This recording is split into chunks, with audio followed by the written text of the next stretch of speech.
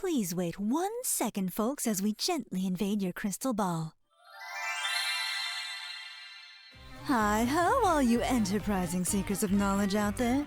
So sorry to intrude on your regularly scheduled ScribeTube programming, but here's a deal you won't want to miss. Name's Shinsulki, humbly serving you with the key to eternal life. That got your attention? My new book, The Black Market Guide to Immortality, is a definitive manual documenting all the forms of eternal life out there and how to achieve them. Oh, wondering if it's legit? Well, if it wasn't legit, why is it banned by every government in the Eastern region, But us casters, we let our magic do the talking, don't we? So, presented for your approval, Legend Lore. The Black Market Guide to Immortality is Nine Heavens Press's new 5E and Pathfinder 2E sourcebook. Filled with world building expanding on the setting of our first crowdfunded book, Undying Corruption.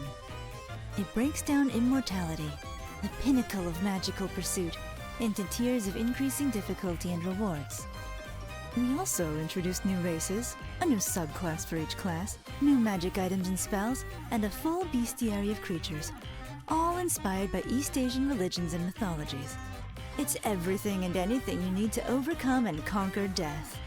If you want more, just follow our ScribeTube transmission to your local underground retailer and ask for my book. Now back to your regularly scheduled programming. Hope those hero types didn't make it any further into your lair.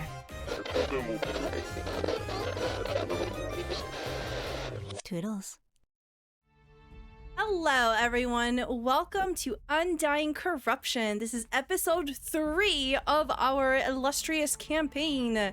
Undying Corruption is an adventure book featuring Korean folklore and mythology by Nine Heavens Press. Thank you to our sponsor, Nine Heavens Press, for making this series possible. We have a number of giveaways going on, so please be sure to get involved. Get your hands on this lovely set that we have here featured on the screen right here. Get a PDF, which is over 500 pages, including maps and tokens. You can use !enter to join this giveaway during the stream, or you can head over to our Blue Sky to participate if you're not here, for our viewers over on YouTube. Please also be sure to check out the Black Market Guide to Immortality by Nine Heavens Press. You can follow the QR code over here. Or the link in chat if you want to check it out. We are featuring 5 new species, so many ancestries, 13 new subclasses, 50 plus custom monsters, and folklore mythology coming from China, Japan, and Korea. Check it out. It has so many cool things, and you'll see more of our ad featuring all of the lovely art during our break. Before we jump right back into it, I would love to reintroduce everyone at the table. Please tell me who you are, where we can find you, and a little bit about your character. And we'll start off with Faria. Hi everyone. Can you hear me? My mic has been a bit weird. Yeah. Yes, okay, sweet. Hi everyone, I'm Faria. I'm a variety content creator. I do a lot of comedy and learning-centric content around art and music and good stories.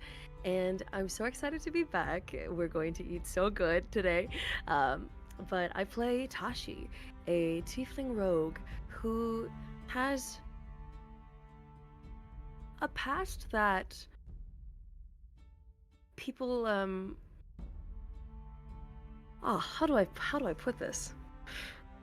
A past that we might get a better look into soon. That's a great way to put it. Thank you very much. We'll pop on over to Brandon. Hello. My name is Brandon. I play Kyungbo, a happy-go-lucky Jung-sung, who is very new to this mudang world. You can find me on social media and stuff. I do like D&D content. That's primarily what I do. But Brandon R. Kim, everywhere your fingers click, and I'm excited to get into it. Excellent. Thank you very much. Next we have Kay. Hey. I'm Replay K. I like to do variety gaming. I like to yap about movies and occasionally some TTRPG with these lovely people. You can find me on Twitch and Blue Sky, and on Instagram, I'm replay_K. For this campaign, I'm playing Kengbu, a dwarf warlock, who has a very stern personality, but a huge passion for cooking and perhaps some other secrets as well. We'll find out. Thank you very much. And last but certainly not least, we have Technique. Hey, I'm Technique or Frank, and I am on Twitch 6 days a week. You can catch me doing a lot of RPGs of all kinds of varieties, and soon we'll be doing some other stuff, so just stay tuned for that. You can find me everywhere, well, on Twitch and Blue Sky at Technique, and everywhere else is Technique TV. I'm playing a Gumiho who's very mysterious, but old, like 900 years plus, and trying to keep the group going, but also is realizing that they are not like everyone else. So it's gonna be interesting seeing where the story goes with that. But appreciate everybody being here, and thanks for supporting. Thank you. Thank you very much. We will pick off where we left off last session.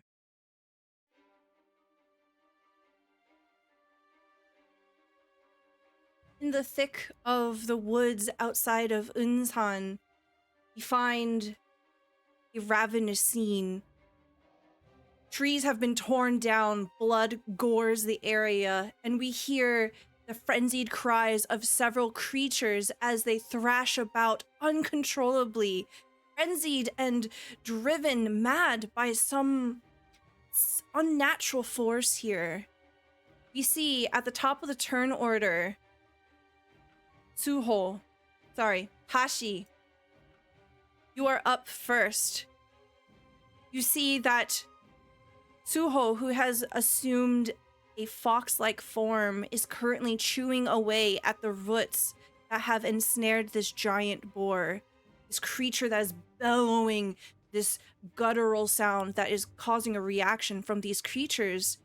Around you, there are trees. What do you want to do? Is there how close are the boars behind me? They're kind of a bit away. Okay, they're a little bit away.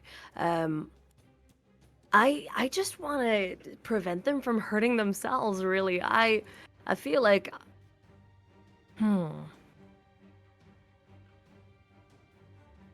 Is there any way I could try to ensnare them, or maybe trip them up at this stage? I feel like I can just keep running.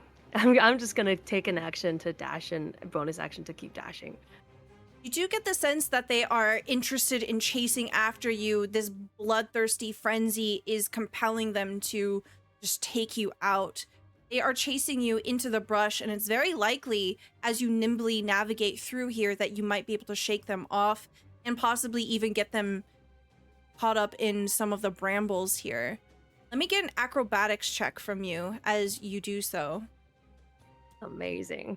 I'm just gonna keep them close enough so that they still are focused on me, and I'm gonna be like clanging my daggers together and just shouting, "Hey, you're lucky that I'm not in the mood for chashu." And with the acrobatics roll, it is going to be a roll 20, please. Acrobatics check. Whoop, whoop, whoop, whoop, whoop. Oh god, I rolled a 2. Oh, no. Starting off strong. What happens here is you are a very nimble and practiced person. You would easily be able to deftly navigate through here. What you do is you step on a very large branch, and it unfortunately twists your ankle just enough that it throws off your balance. And you see that they are gaining on you. Shit. Guy, keep running. Just Excellent. circling them away from Suho. Right. Next in the order, we have Suho. Suho, you can hear a commotion off to your left, somewhere in the tree line. Hashi is trying their best to try to draw them away, gnawing and gnawing. What do you want to do here? I want to speed up the gnawing. I mean, I want to get this thing free. Yeah, that's what I want to do. The faster I work, Hopefully Tashi won't get gored. Okay. Go ahead and make a bite roll for me. It will hit. We'll just use it to see how much damage you do. Go ahead and roll some damage here for me. Okay. Baby teeth. It doesn't take very much to break through the bramble here. You can see that the deep thorns have cut grooves that are bleeding this creature, immensely painful even through its thick hide. You can find that as you bite into it, some of the thorns also bite into you in return. Can I get a Constitution saving throw from you? Yes, you can. 11. 11. You find the taste of copper in your mouth. Blood, your own blood, as you're biting with great focus and determination. There's a snap as the vines break apart. And you see that the boar rears up from the ground, no longer ensnared, towering over you, size of the largest horse you've ever seen. It looks down at you with greedy eyes. What do you do?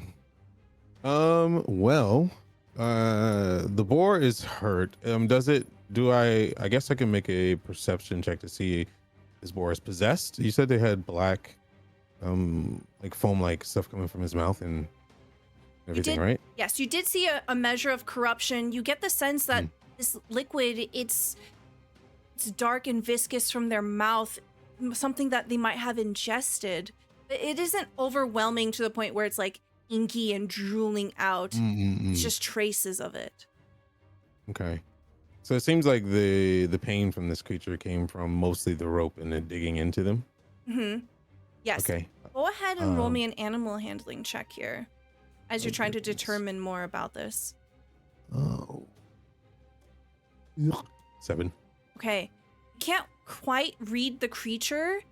You get the sense that it's going to try to charge over you. I guess what I'm trying to see is, since I've been very trained, do I notice if this creature is being possessed or not? It doesn't seem like a traditional possession. They are being affected by something, but you don't think that there's an outside force affecting it. All right. So I guess if I have an action I can take, I will try to wait. Sorry. I guess I'll try to sleep it because I want to heal it, but I can't. Actually, I can't sleep it. I'm in fox form. I can't use any magic. I will pop out of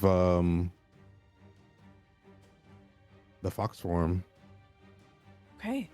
And I don't know if that's, I think that's an action. So, and I don't know if I get a bonus action after that, but if I do, then I'll do something. If not, then. Yeah. Okay. For intents and purposes, it has to take a moment to get up. So you do have an opportunity here to do one more thing. I'll say that. Okay, so I'll take a bonus action then. So my action will be to pop out of fox form.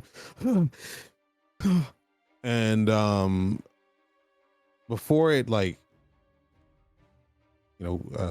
rears back to charge, I'm gonna place my hand on it and I want to cast. Its wounds look really bad. Yes. I mean, do they look okay? Yeah, I want to cast heal on it then. Okay. Word. And I'll do. If it looks really bad, I can do it at a higher level. I would say that it doesn't look like it's on the verge of like dying or anything like that. All right, and I'll just do healing word level 1. Survive. Okay. What does it look like as you're casting healing word? So my magic is not like holy light or anything. So what happens is black inky shadows form at my feet, and they start to, eyes will pop out. They're like little white circles for eyes, and silhouettes of shadows will crawl up my body. There's 3 of them. It looks like 3 one-tailed humanoid kitsunes crawling up my body down to my arms, and enveloping this creature's face one by one, and it dissolving into it, and performs a healing action. Okay. You see, this creature is about to charge you, but as you do this magic, something happens. It stops. It huffs, and this nasty, acrid breath washes over you, tinged with something rotten, something foul. You get the sense that whatever it must have ingested, it is corruption. It is something unnatural and not of this world. As it rears its head up, it roars in your face. Spittle hits your fur as it begins to run away. Is there anything that you want to do as it runs away?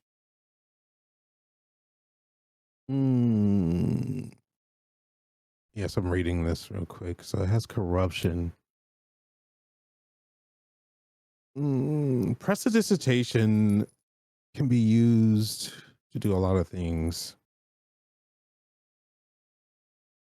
As it roars in my face, I would like to like hit it with prestidigitation to see if it cleans its insides.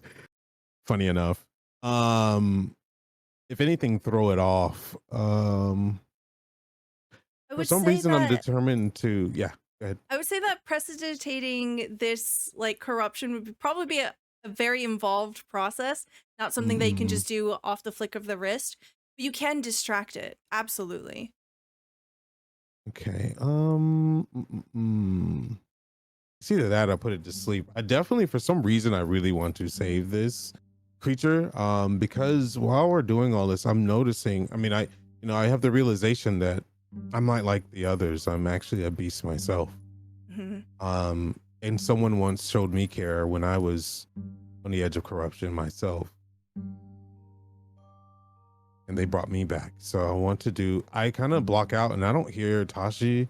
I kind of just block out everything and devote my whole self to this creature. Okay. Yeah, I want to try to put it to sleep before it leaves then. Okay. Go ahead and roll your sleep spell. 17. Okay. As you begin to cast this magic and try to put it to sleep, it is too powerful. You can see that it huffs and it shakes its head. It essentially resists your spell. It is too great of a creature to be felled by this single thing.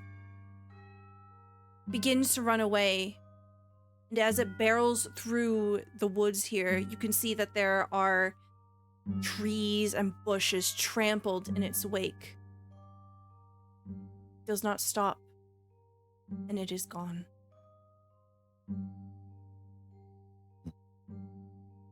Hashi, however,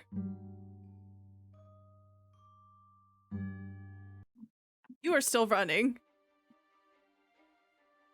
I'm still being chased. Yes. Okay. I scramble up a tree, and my cape and cloak, they billow behind me. And haphazardly, if you were to look through the tree line at her, you would see just a blur of too much black fabric as it tries to scramble its way up to some measure of height. You hear them squealing, their tusks are bearing into the tree. The tree rocks violently as you're atop it. Suho, you can hear all of this now. Yeah. I turn slowly and look at Tashi, and then the boars are still rampaging. You see that the giant boar is gone. Right. The smaller boar are chasing after Tashi. They basically chase Tashi up a tree. This is why I didn't want to have children. I will run up to the boars and make noise and try to get them to chase me. And as soon as I see them train on me, I'm going to run as fast as I can. Okay. And when I get enough distance, I'm going to cast invisibility on myself. All right. We see Suho running in the opposite direction of Tashi, a wake of boars following after him. And then he vanishes. Meanwhile, as this is happening,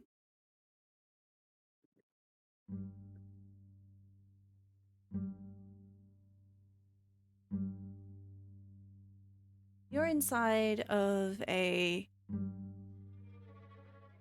very unpleasant and pungent place. See, Lee Dong-suk is currently sitting in front of this campfire that Kangbu has set up. There is an eerie silence here as you hear the crackling of the flame.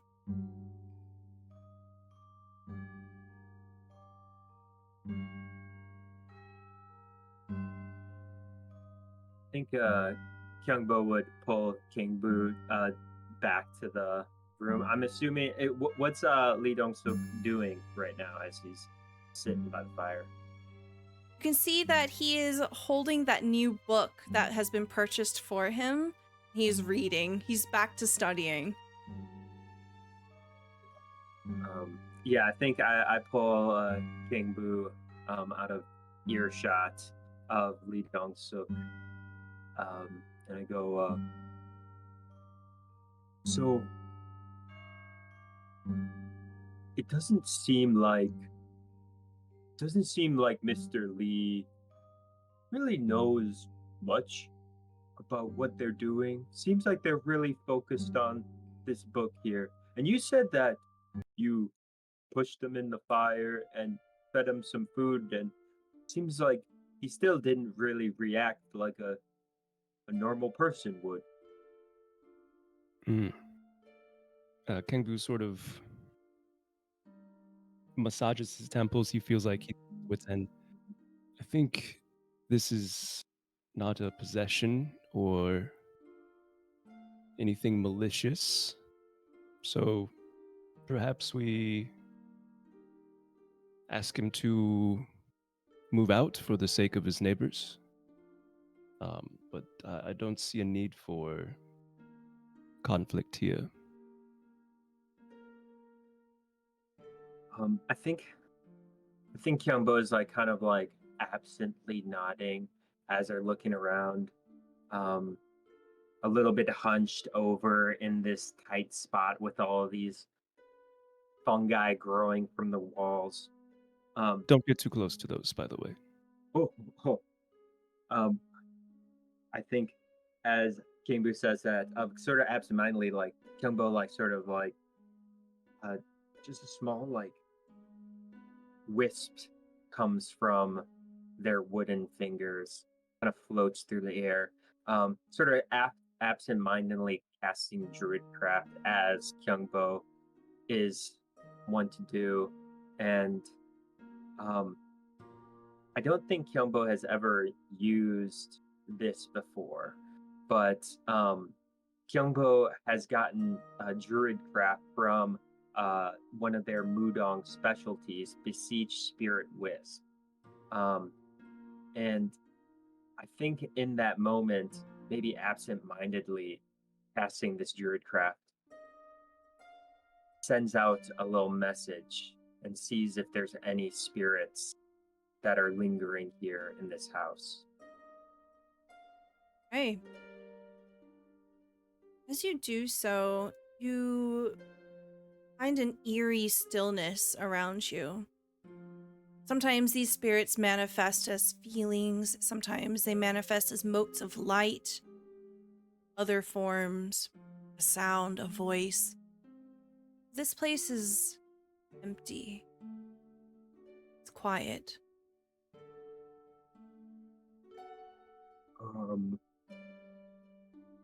Mr. Kingbu, I don't think that we should spend much more time in this place.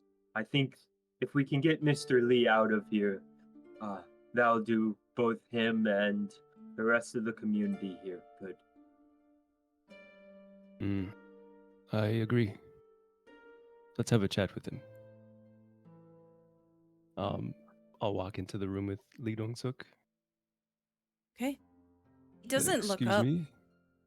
Even as you speak to him, he's just flips a page, scanning the book.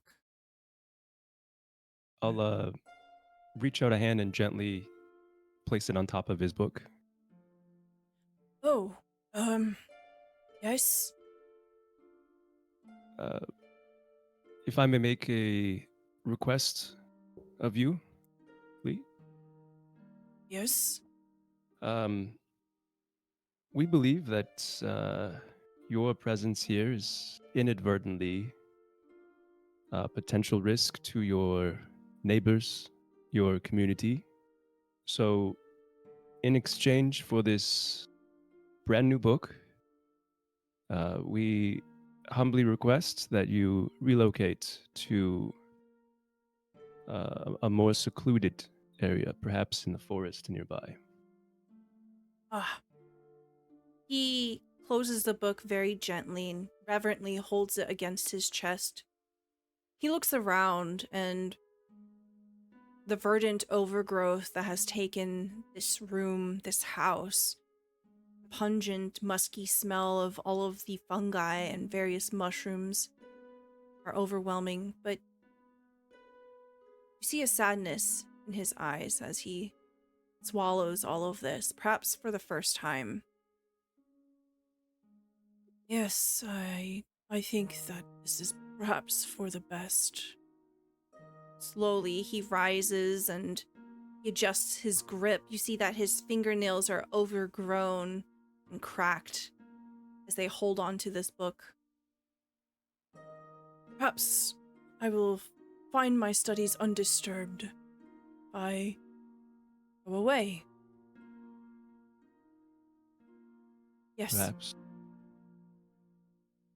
Thank you And of for all of course, this. thank you for understanding. And if I find a better solution, I will seek you out immediately. Thank you. And as he holds the book to his chest, he bows from the hips, dipping his head very low, a sign of great respect to the both of you. I'll bow back at him as well. About back as well. Well, I shouldn't keep you. Good luck, Mr. Lee. Good luck to Be you safe. too.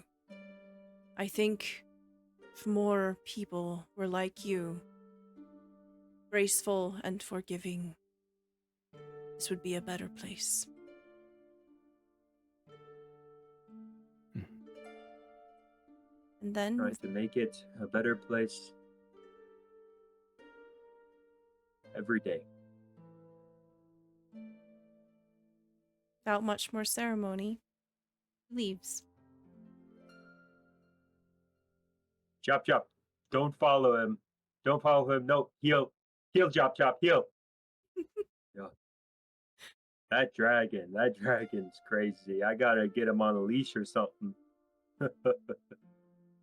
He will learn in due time. Yeah. I hope so. Everyone's always looking at him. You know, like they never seen a 10-foot clay dragon before. Well, they're not very common. Huh. To be fair. Guess I never thought about it that way. Well, But let's meet up with the other two. I worry about their safety. back to the royal house. I think we agreed to meet in the forest after our missions. All right. Well, to the forest. After you. I'm gonna go As- the opposite way as Mr. Lee. So not to accidentally bump into him again. It's like, oh yeah, we're going to the same forest. Awkward. You do find that not shortly after you leave the home, that there is something that catches your eye. A brilliant sunshine yellow and flower pink. A luxurious palanquin. The blue roof is parked You see that there are 4 dwarven people holding it, and one of the people leans in. They're pointing deliberately at the 2 of you and Chop Chop and whispering something to the person inside. You see that there's a cloth covering the window. There appears to be an occupant, but you can't see who it is.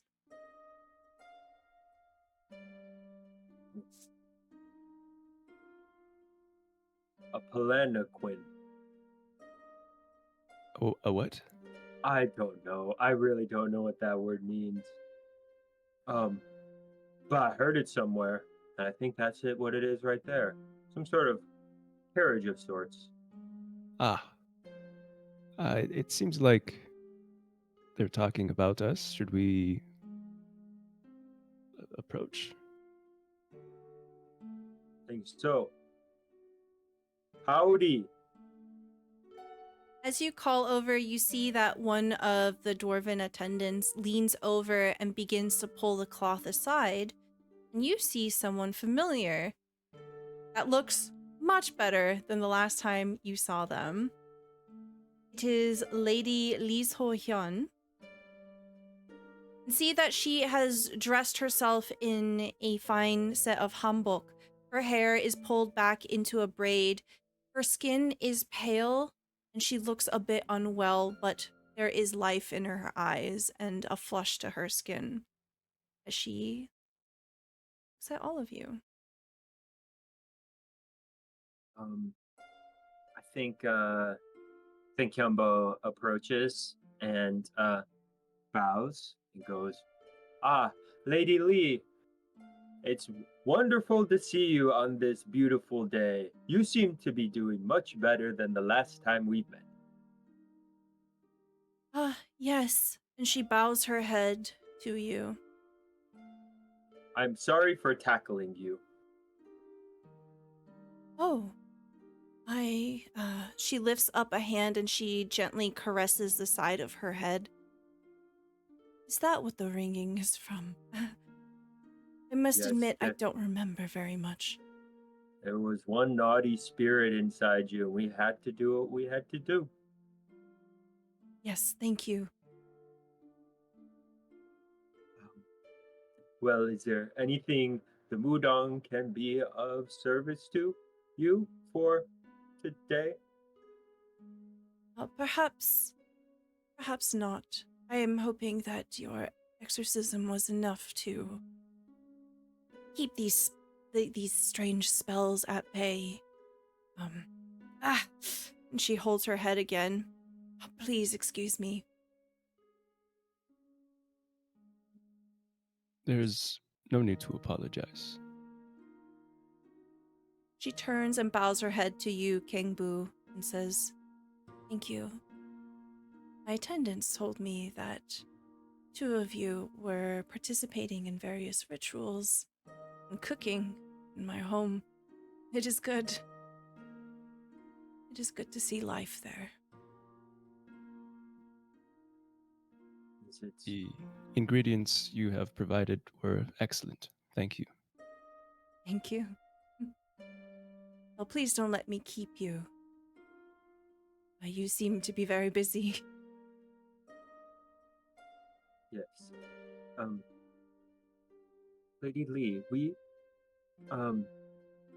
there seems to be, with all of these cases that we take on, sometimes things unseen, not just in the spirit world, but unseen as in untold.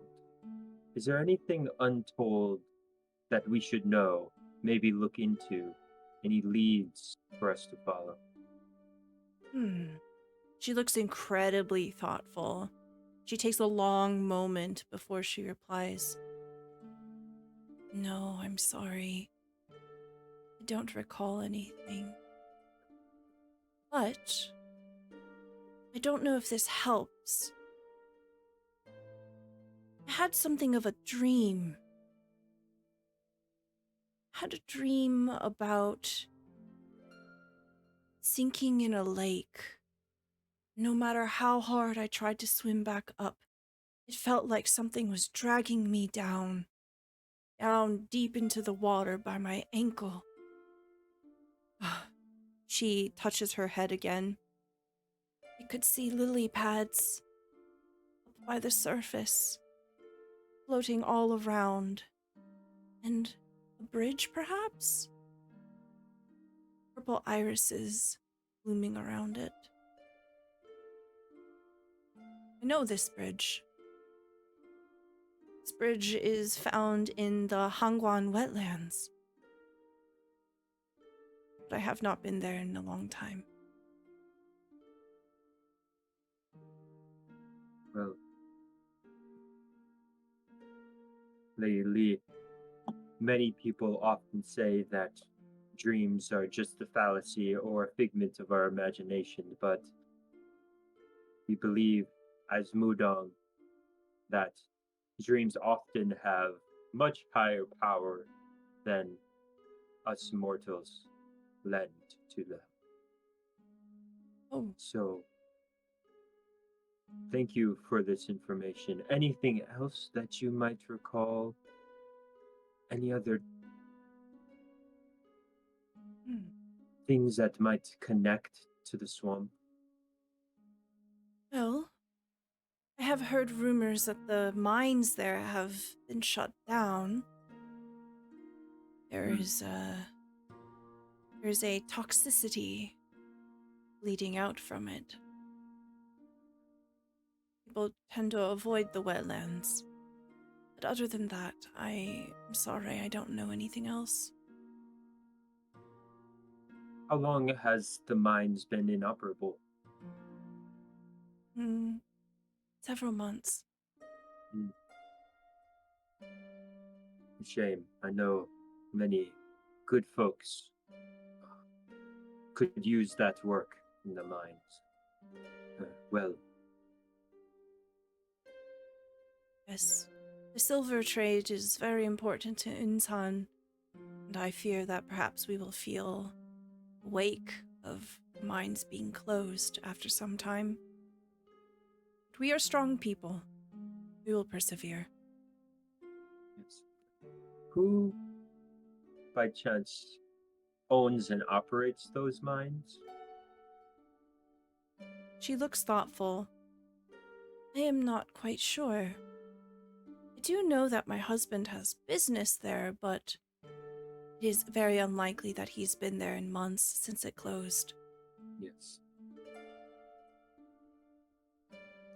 What types of businesses does your husband get involved in? Well, he serves as the lord of the people here. He goes about trying to assist them however he can.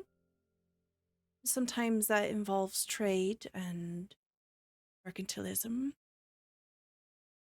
I will admit I don't know much about his affairs.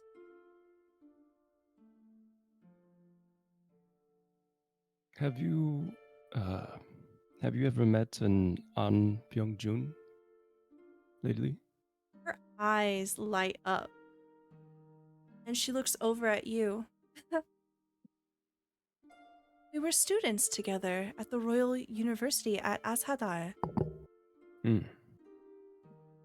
Was this before you met your husband?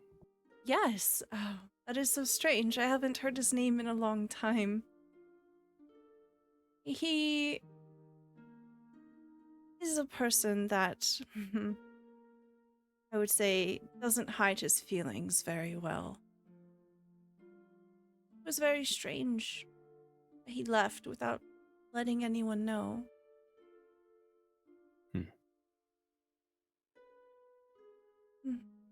He was friends with my husband. He was. Yes, to my knowledge. They get along quite well. And Well, Kyung-bu, go ahead. Do you know of the last time you've heard of An Byung-jun? Do you know what sort of business they kept? Where they stayed? I'm not quite sure. I know that he was studying. That much is sure. If I recall correctly, the rumor said that he went abroad to study more. How long ago was that? It's been 10 years. I'm so sorry I don't know more.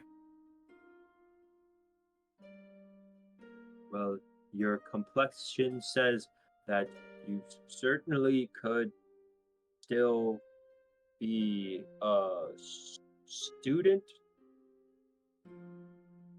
You look like it hasn't been 10 years. She shyly laughs into her hand. Thank you. Your words are very kind.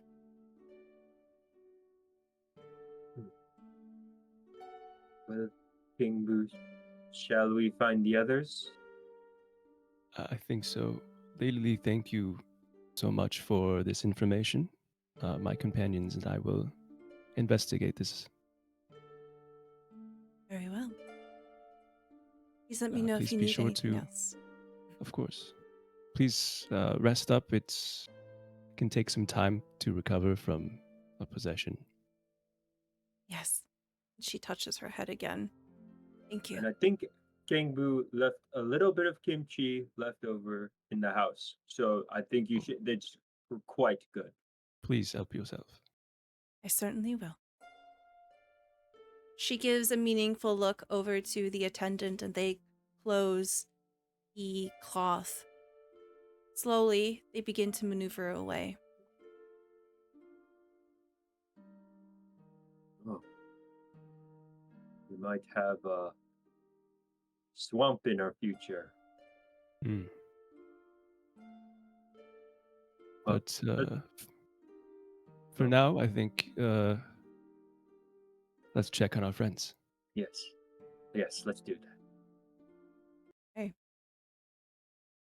We cut to a montage here of Suho and Tashi running away from the boar being bamboozled by Suho's magic, and eventually there is reprieve. Tashi, you are able to come down from the tree. Suho, you can find Tashi.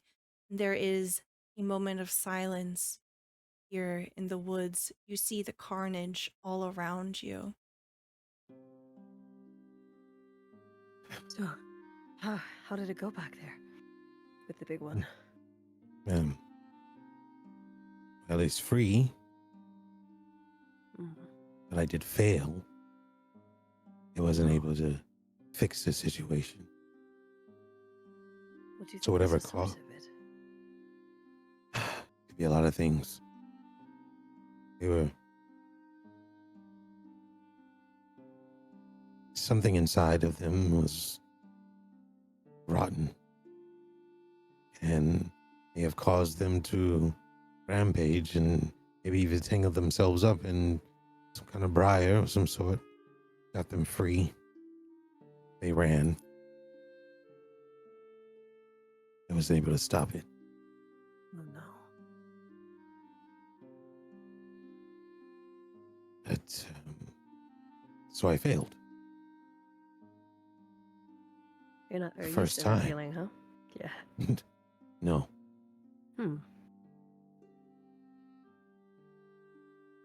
I don't think we're going to be able to outrun that thing, or catch up to it even if we wanted to.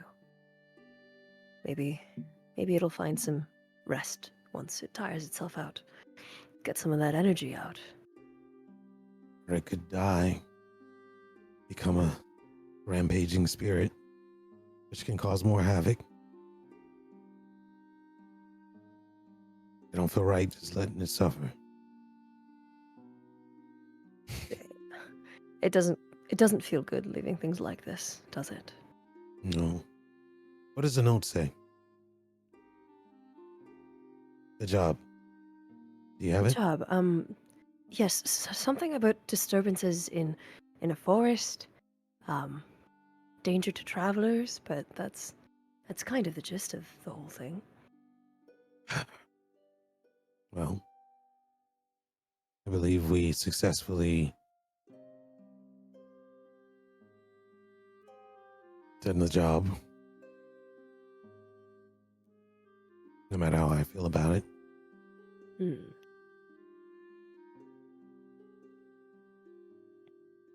I'm glad we didn't cause it more harm than was due. I did heal it. I don't know what to the degree it ran off faster than I can tend to it, but we have to find the others. It's getting late. I'm sorry we couldn't do more. Let's find the others before it gets too dark. Yes. On And your with the scurry, way, I'll scurry down and lead the way towards the clearing. on your way back towards Unsan, you meet Hengbu and Kyungbo on the road. Ah, hello. Slight bow. How did yours go? Well, it went quite well. I spent only about 18 gold, but then I got to go back, and there was a really bad merchant stealing shoes back. It was quite a thing. But I think we got all the shoes back to where they belong, and all the people who bought the shoes, I think they got the money back. I guess I didn't stick around. But I didn't stick around because there's a dead guy reading a book. Yes, the miasma was emanating from an undead, to put it bluntly, aspiring student.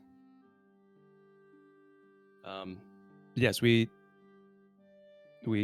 convinced him to leave his community, which stopped, I hope, the decay following him. Leave the community, as in you passed him on to the spirit realm. No, it didn't feel appropriate. He seemed innocent enough. I merely asked him to move to the woods, as it were. Oh no. Well, what you said he was studying, was he obsessive over something? Yeah, yes, completely. The entrance exam to be an official. That means he's bound to duty. Was there an object of obsession, or was it just the idea of study? Perhaps both. We gave him a textbook that outlines the entrance exam. Oh. Well, I'm not going to judge. I failed in my part, I feel, as well. But our job is to pass them on to the next plane. The book is bound, which then bounds the soul, which then leads to possible decay, miasma. Moving him to the forest may just move the problem. Taking the book and destroying it may have been one way to move them on, also guiding them to a higher rest. Did they have any other attachments?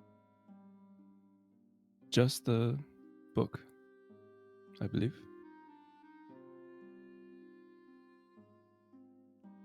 Just the book. Yes. We did try to remove the book, but Oh, good. didn't That's seem to make weird. a difference. Yes. Wait, so you did get rid of the book? And Which maybe I might have tried to burn him too. But What? Yeah, that might make it difficult for someone to pass on. But if you did burn the book, then we're fine. well, it seemed to make any difference, so we replaced the book Oh no, for him, you rebound him. perhaps. Well. Oh. And my tail fringes as it finally disappears. I don't want to be the one to explain this to our boss. Well, lessons to be learned. You did it your own way. There's a section deep in the pages for training where you have to get rid of the bound object and then kindly guide them. If the spirit is not evil or hostile, it sounds like they weren't. The forest is a place that I look towards Tashi.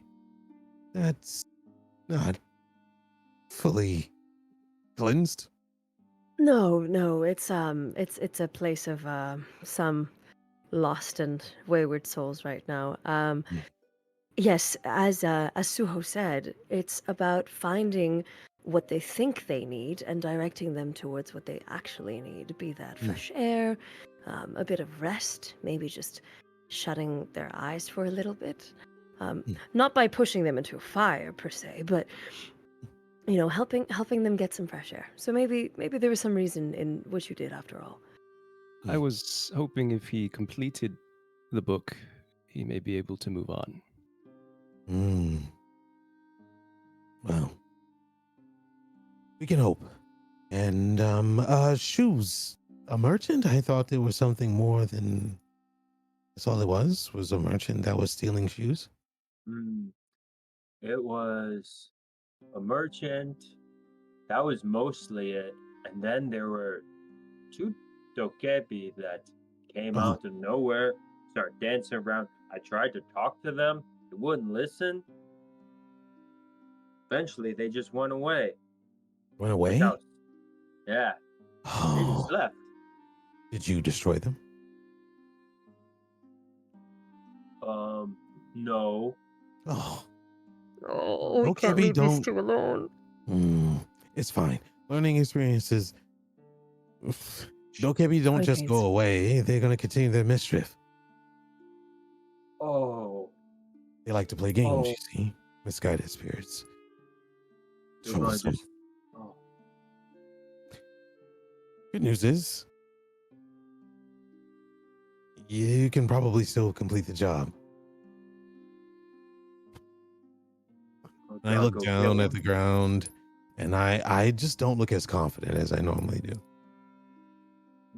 I'm sorry, Suho. No, it's not you. I failed as well, so to speak. The job got completed. I believe that we did what we came here to do. But I just don't. There's levels of completion. And there seems to be a lot happening. We've been walking for a long time without anything happening, and then all of a sudden, 4 missions in 24 hours. Yeah. We heard about a dream. Oh, A dream? we ran into Lady Lee Sohan on the way here. Oh, she is well. She seems to be recovering at the rate you could expect. Yes, she told us of a dream of sinking into a lake in the Hangguan wetlands. She mentioned that there were mines there that were abandoned due to toxicity, perhaps similar to what I encountered. They mine silver there, right? Yes. Mm. And we asked her about the spirits that possessed her. I didn't tell her about this, of course, but it turns out they studied at university together about a decade ago. Oh, Hmm.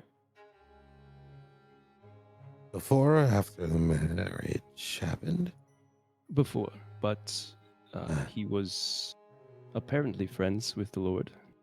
Oh, Ah, so a love that never was. Perhaps.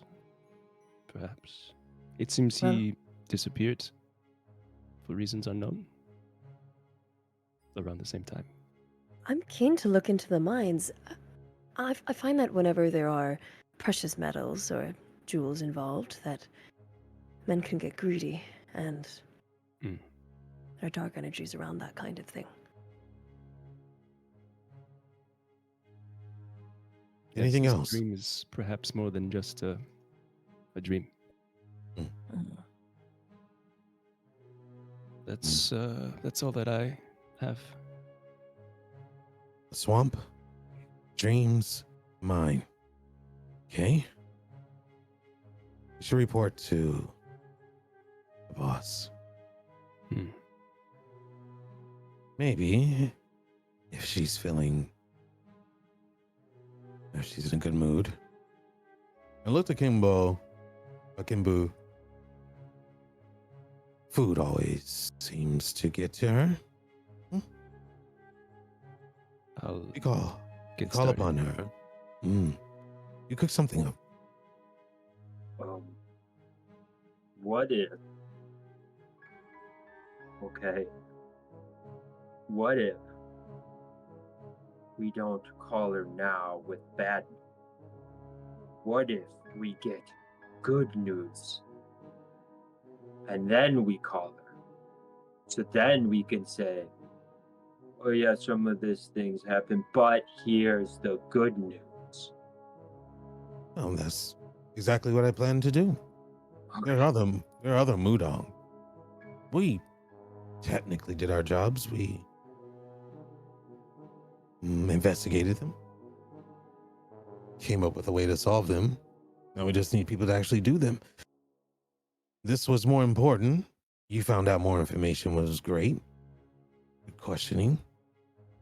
And now we have a lead to something that's even bigger that can cause more problems. Could be smoothed over, and why not over a good meal? I'll take the blame if things get awkward. I think I know how to get on our good side. And I roll my eyes and look at Tashi.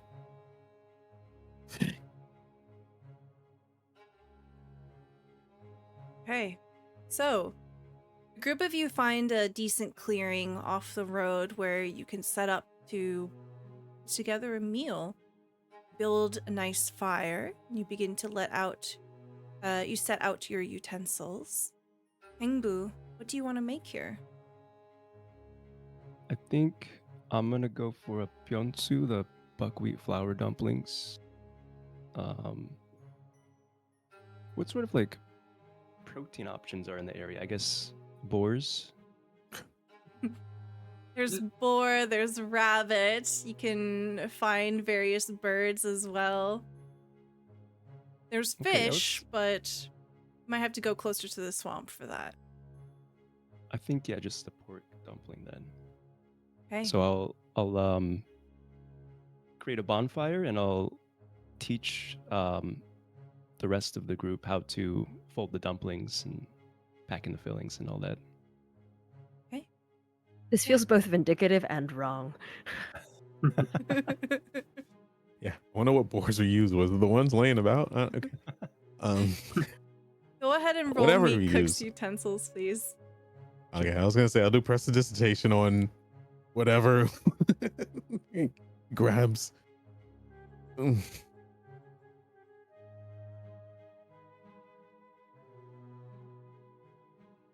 11. The food is delicious. I think it just takes a lot of time. So by the time that you have the meal completely prepared and laid out, it is starting to get dark. We'll say that it's encroaching into the evening hours here. As the group of you go about ritualistically summoning your boss, you see... I will turn into my fox form. That's what I rolled my eyes at Tashi about. And I will try to look extra fluffy. Oh my god. Okay. Oh. Amazing. He knows what he's good for. It's Totally shameless. Oh, my cat is doing something else today. Okay. Pretty much do what the cat does. Yeah. God. He literally sat on my keyboard just a few minutes ago, and it was pushing the space bar, and I moved him, and then he bit me. And I'm just like, okay, that's enough. Yes. So, presenting yourself in your fluffiest form here, you see with a wisp of smoke that rolls in. soon comes accompanied with it, just within the blink of an eye. Kingbu, your patron, and everyone else, Yi Chosong's Haja, Song Ji-hyu. She is smoking on her long pipe, one of her hands folded into her robes as she looks down at the food prepared. Excellent. I give a bow and I say, "Boss, would you care to join us for dinner?" Oh. She bows her head back to you. And have I ever declined? Well, have a seat. She crosses her legs and sits down. Her eyes hook on to Suho. Yeah. It's in full fox mode, but if I was humanoid, I'd be like, so stands up and gracefully walk over and lay down, like arms or paws crossed, lay down super close, and then rubs up against and just kind of puts head down on hands or on paws. Okay, I need you to roll me persuasion at advantage here. Oh, we're gonna call this moving forward your fluffy roll. Okay, roll. Fluffy roll. Make it a good one. Wait. All right. Come on, baby. Roll for fluff. These Louises. Okay. Okay. Sturdy 20. Okay. She looks at you through the corners of her eyes. You can tell that she's trying not to look, but she can't help herself. Her fingers twitch just a little bit. She turns her attention to the others as you begin to eat. She's the first to take a bite as she leans over with her chopsticks and takes one of the dumplings. So, what is it that you have to report? The jobs that we picked up, we were able to do them to completion. Although, not seeing them through to the extent that we would like, but... I rub my head as Tasha gives a report. Every time there's like it may not have gone, I get extra lovey-dovey. I lean over to Kingbu. It's kind of hard to watch Suho do this. Not now. Shh. As the report is being given, you see that Song Ji-hyu just very subtly reaches over and just starts like petting Suho on the head, the back of his neck. Yes, I see. Excellent. And the next job, how did that go? The next one was one concerning the community and a bit of a pestilence that was spreading about, but we seem to have removed the source of the miasma and has sent them on their way. The pestilence has left the community. Ah. And that's fresh pork in the dumplings, by the way. Oh, excellent. And she helps herself to another one. And then the last one, how did that go? The last one was a troublemaker of a storekeep, but we were able to oust him, I believe, and the people who had been taken advantage are accounted for and taken care of, so all is well. I dart my eyes at Tashi, like, pretty much saying, like, please tell the rest. It's up to her if she catches it or not. And there may be Go ahead. There may be a few dokebi that did get away, but I'll wrap all 9 tails around. Okay, I'm gonna need a roll here. Let's say that Suho's gonna give you advantage, Tashi. I'll need either persuasion or deception, whichever one you want to lean more into. All right, persuasion, because I also want to believe that everything is fine. I do have that'll be my bardic inspiration, I guess. Okay, yeah, Oh, that's boy. fine. All right. Yeah. We can definitely I do rolled that. a 1, and then I rolled a 3. Oh So, my goodness gracious! Well, you have a D6. Can I use do my I? unforgettable meal feature to Oh, heck. try another roll with that? Oh yeah, absolutely. Oh, the food. The quality of my my cooking can goodness. reach people's hearts. You can substitute charisma check made to improve the attitude of another creature with an ability check using cook's utensils. Yes. Whoa, Okay. Massive. Oh, Power of snap. dumplings. Yes, so Kangbu, go ahead and roll your cook's utensils. We'll do this at advantage, since you're all working together here. Okay, a 15. 15? Yeah. That's a D6. Yeah, plus the D6. Go ahead and Oh, Frank, nice. go ahead and roll that D6. Oh yeah. Oh. A 1. It's all coming together. All right. 16. I'm too busy. This take that. reads like we have shit ingredients and we're just adding so much to the pot to try to make it workable. This is so funny. There's just so many things going on right now. Is Hong Ji-hoo just sort of nodding? She's gotten kind of quiet. She doesn't respond out loud. She's still petting Suho and still eating the dumplings. But by the end of it, she goes, "Thank you for your meal. Your company was most pleasant. Any other discoveries on the front of the lady in the possession?" She I- might have. Oh, sorry.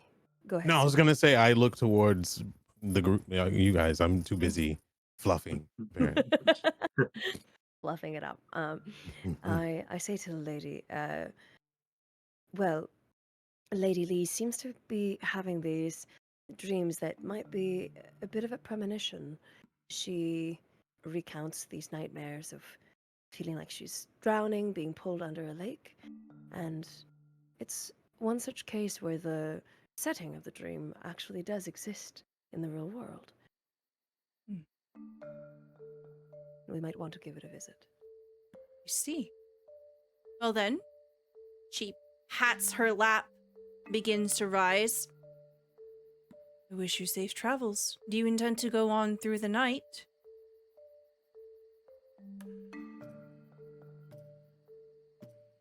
Perhaps a rest before we carry on? Unless you request urgency, of course, my lady. Well, as you know, it is not my authority to tell you what to do. I can only give advice. I advise for you to go with your gut on this one. I'm interested to see what your personal developments will be. If you need me, I'll be a dumpling away.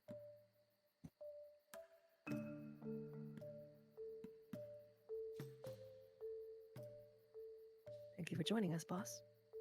We will report back once we have more. Excellent.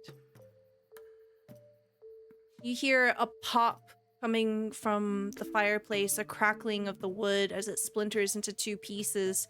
When you look back, Song Ji-hyo is gone. Oh, good job, guys. Oh, wow. With a sigh, I'll pop back into humanoid form, and you'll slowly start seeing like the tails dissipate. Thank you, Suho. Oh. Youngbo cannot look Suho in the eyes. Oh, I'm ashamed. I look down. I'm just clapping him on the shoulder of like, you did what you had to do. I think no less of you. Well, good news is we're not in trouble. We just have to make sure this job is done right. And with that, I'll turn towards Tashi. I want you to take lead on this. This investigation. Kingbo, your studies as a tactician will definitely probably come into play. Layout of the land and everything, you're close to nature, aren't you?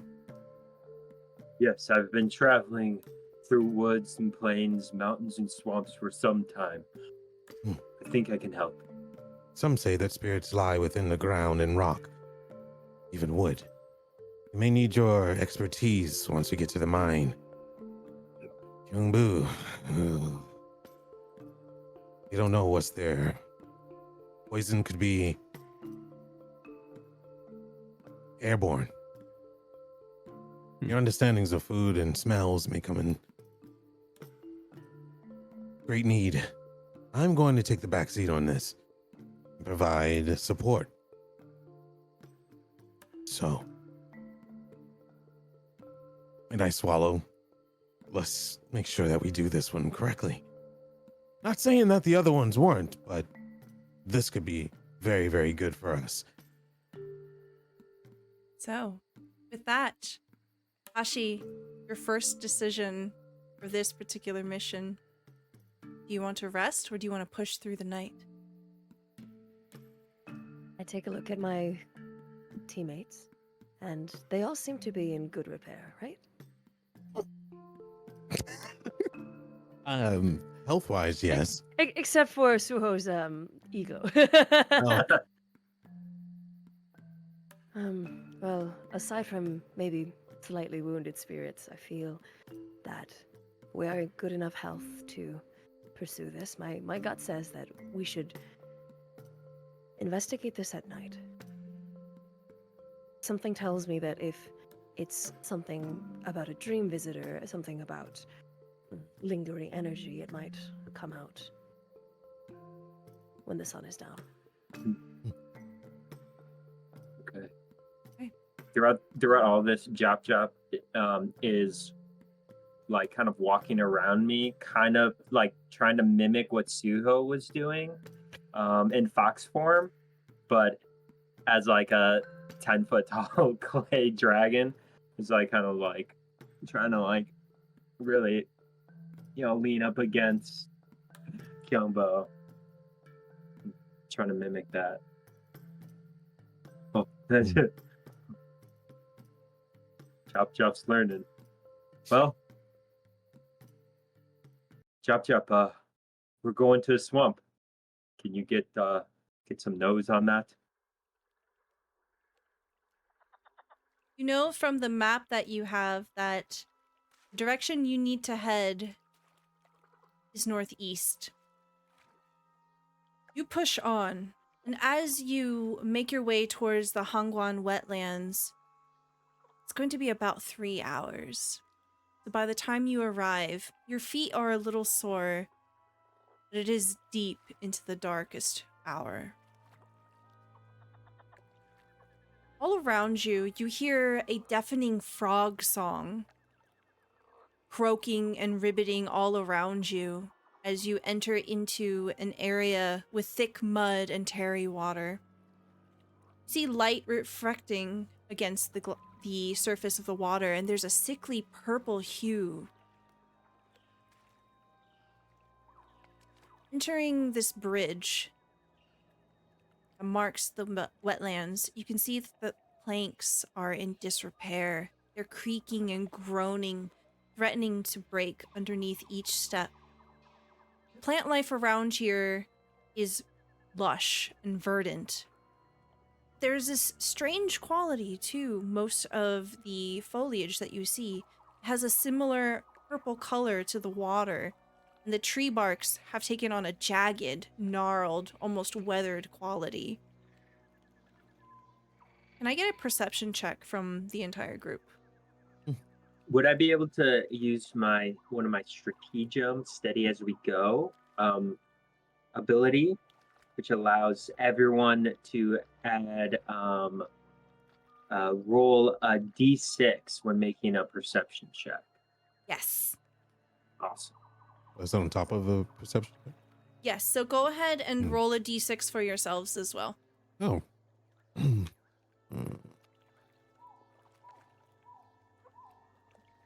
Then tell me what your final number is. That would be a 14 for Tashi. 23 for Kangbu. Okay, very good. 24. Excellent. Natural one. Who's a good boy, Jop? You're a good boy. Everyone but Kyungbo sees, as you're looking around, especially at the strange water, that there appears to be dead fish belly up floating, indicating that the water is not pure and there's something very wrong with it. This place just reeks of life, doesn't it? And death, too, it appears. Oh, yes, I was being sarcastic. That's Oh. what I meant. As you're moving about, there is an unpleasant odor to the air.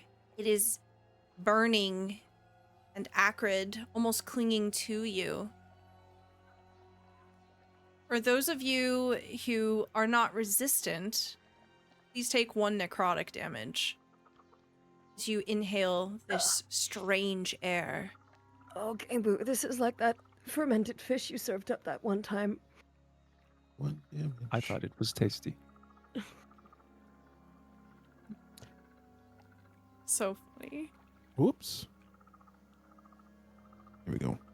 I've only had fermented fish one time, and it messed me up. I was sick for 3 days. It was so bad. So as you're moving through this area, you pass by a dim lantern, and you can see that there are moths fluttering nearby. There is a sign, and it appears to be covered in moss, and it reads condemned across it. The humidity here is just crawling all over you, and your shoes sink with every step you take. You see, there is a staircase that leads you up the side of the swamp here. As you're coming up ahead, you see something like a pond.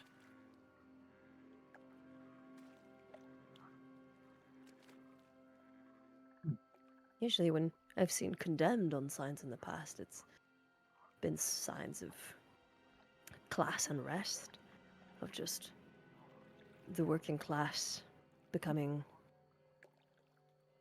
I don't know if unruly is the word, but justly frustrated at their circumstance and throwing justice at those who keep them working and toiling, struggling away. You think this might be the spirits struggling? It's unclear. Let's venture closer. Be on guard, but I wonder what we'll see ahead. Okay. You are free to move your tokens as you like. As you make your way up the staircase here, you see that the trail leads up and welcomes you further into the wetlands.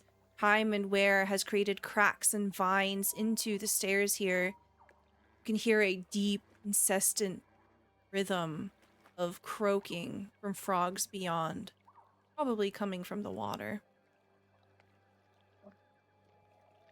Well, I think this water, this dilapidated bridge might be where Lady Lee had her vision. Interesting. What did she say?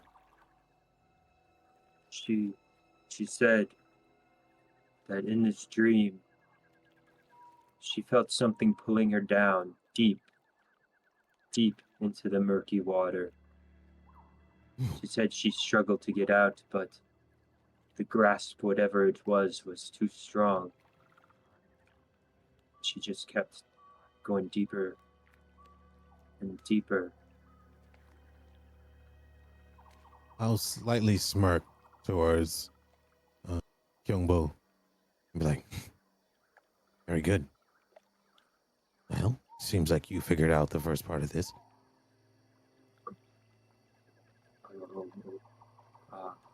Yes. Okay. I think Kyungbo gets astride of Jop Jop, and the two of them begin making their way towards that that dock area. Yeah, you can see that there is a dock that comes out from the shore side here. There appear to be several frogs sitting on lily pads, croaking in rhythm. There's an abandoned skiff that's floating near the moss-warped dock. Can I get a perception check from you, Kyungbo, as you move up? Yes. Okay, so that's 12 on the dice, plus 6, 18, plus a 4 from my steady as we go. So that is a total of 22. Hey, that is a lot. You can see various shapes in the water here. You see that there are 2 humongous frogs, their eyes barely skimming the surface of the pond here as they're looking up. Ripples of water gently push away from their bodies. And there appears to be a massive swarm, so this is a swarm. Perhaps over 50 frogs just peppered around on the lily pads. You also notice that there is a path, muddy path that breaks the pond here, and it seems to head further deeper into the wetlands. I think Kyungbo astride atop of Jop Jop, their clay dragon mount, looks back to the group, kind of does one of these and one of these to the pond, kind of pointing out these figures. I think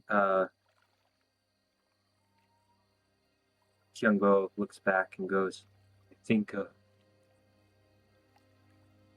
we have some visitors in this pond. Do you think it would be wise for us to try to sneak around them or face this problem head first?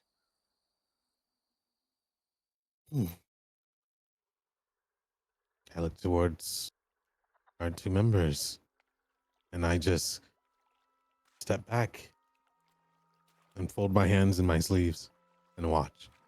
I'm not fighting 50 frogs. I'm not doing it. I think with that, Kyungbo was told, or was kind of like a little bit, a little bit told by Suho that our job here is to, release the spirits, clear them out, make sure they're able to pass on. And in this moment of Kyungbo feeling like they messed up and put the team in sort of a bad position,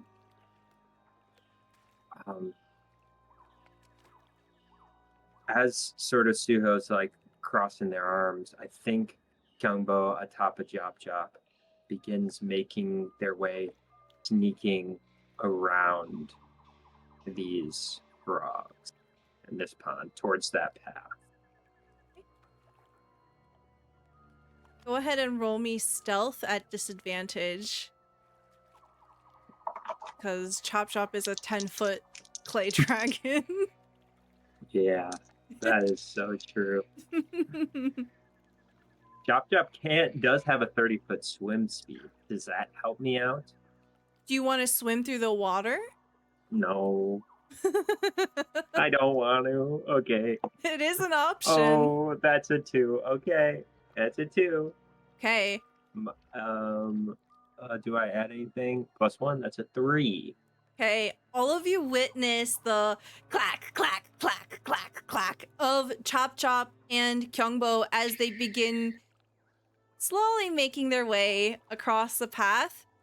You see the frog's eyes turning towards the 2 of them, just watching, but they don't react.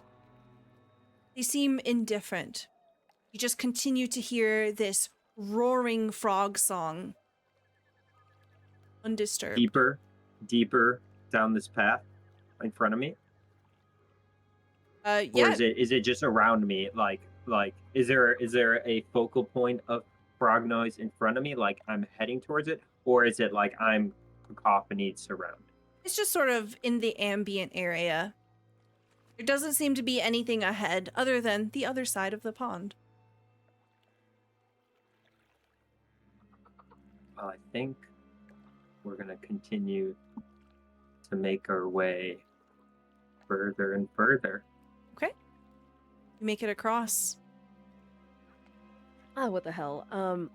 Tashi's going to follow suit, stepping in the prints that Chop left behind the way that you would in like deep snow, to find the more solid ground in the mud, and cross behind them.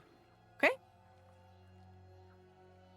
Jumbo whispers to Chop, goes, "Uh-oh, our rogue's trying to sneak. It hasn't gone well so far." I can hear you.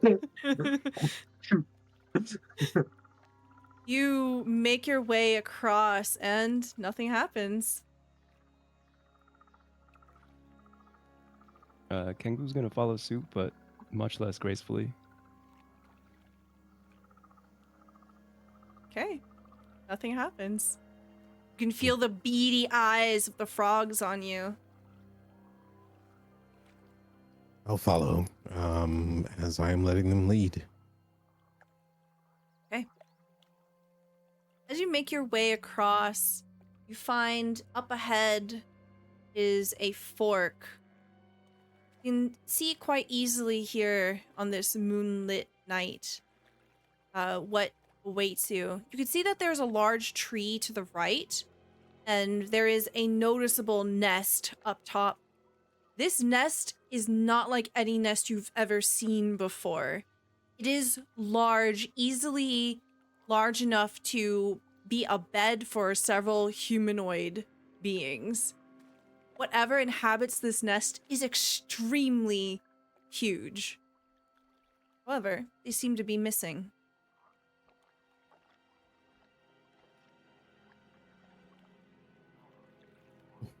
I think as we all sort of gather on this other side of the pond,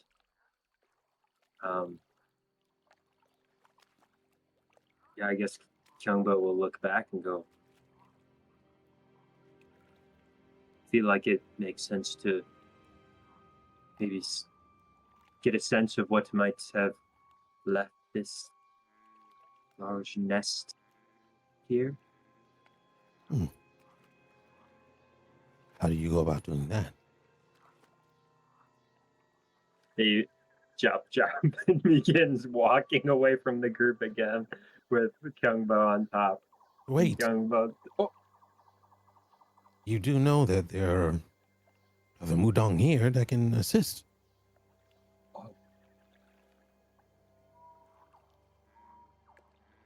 well, does anyone want to come with me? I'll slightly laugh, but cover my mouth. It wasn't like it's just like entertaining.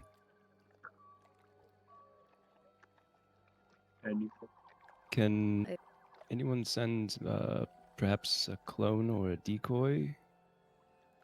Perhaps a safer investigation? I would be really careful to disturb any mother's nest, but I am curious what feathers or perhaps scales you might find within the branches. Just don't take anything.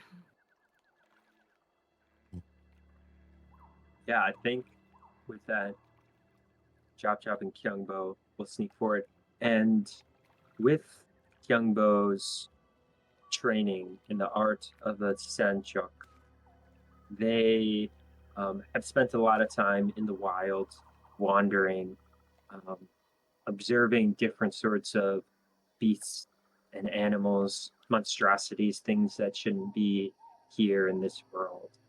And so I think as Kyungbo approaches, they kind of get lost for a second in their own mind, reminded of all the years that they spent alone wandering these foothills and swamps and areas.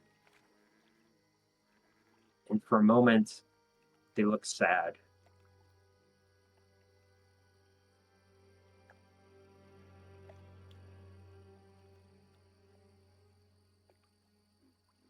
But then, almost as if it was a routine, Jop Jop kind of turns around and huffs, nuzzles Kyungbo's leg, and they continue on to try to investigate this nest.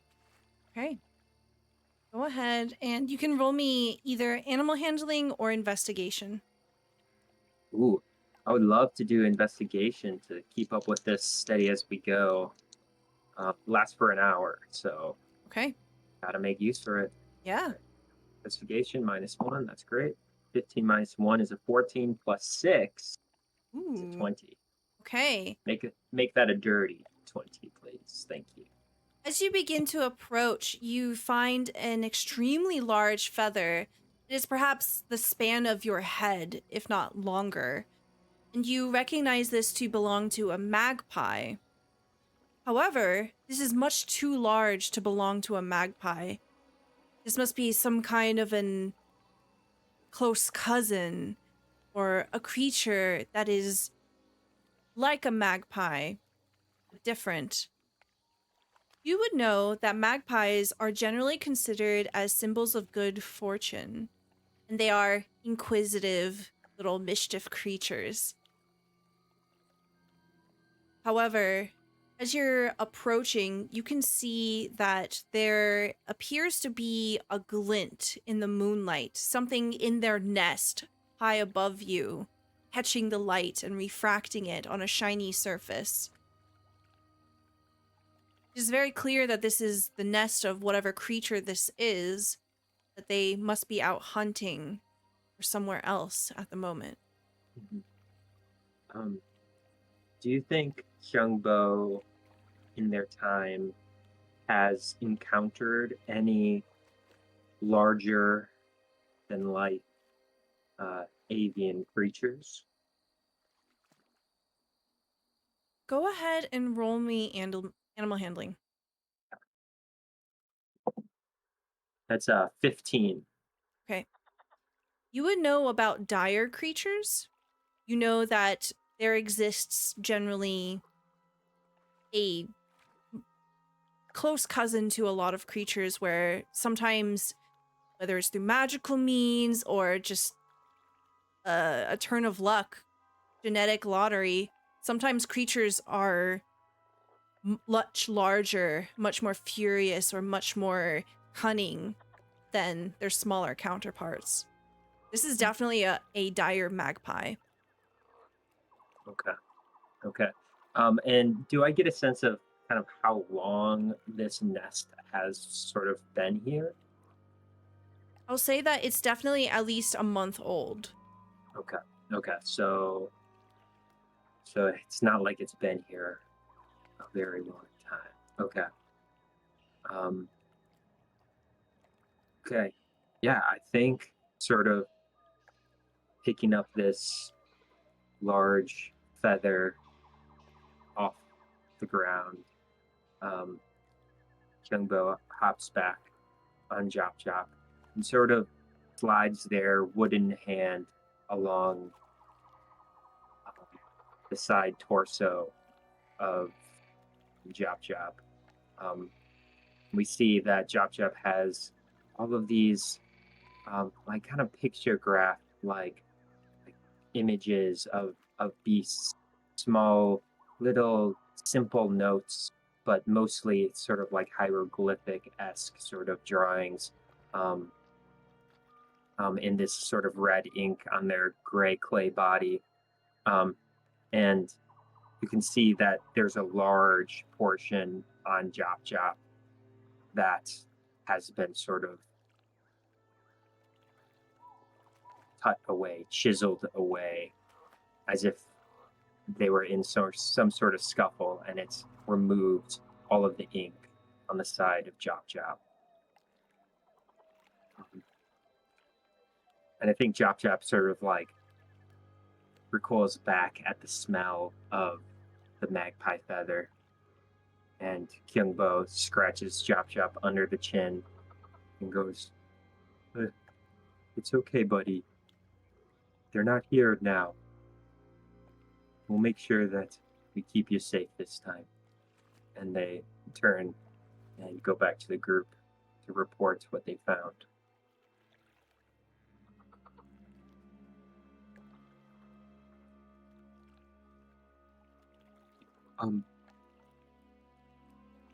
So I think it's some sort of dire bird, a magpie.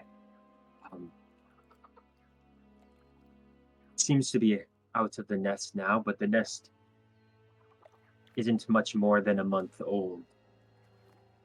I got a glint from the moonlight. Seems like there's something in the nest, but these dire beasts can be quite formidable, and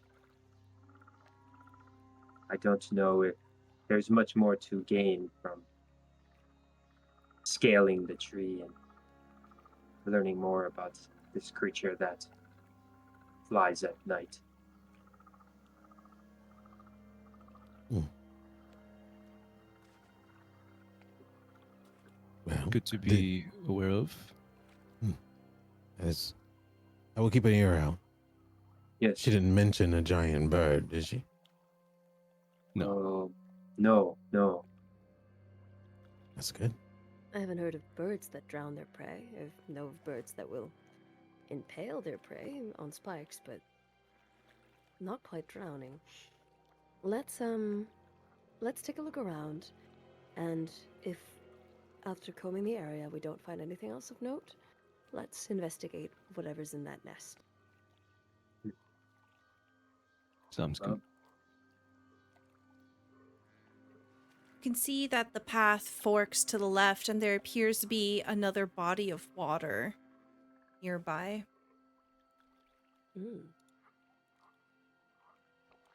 Can I venture over there, being careful with the sound I make, but trying to be open to perceiving anything, be it sound or smell or sight?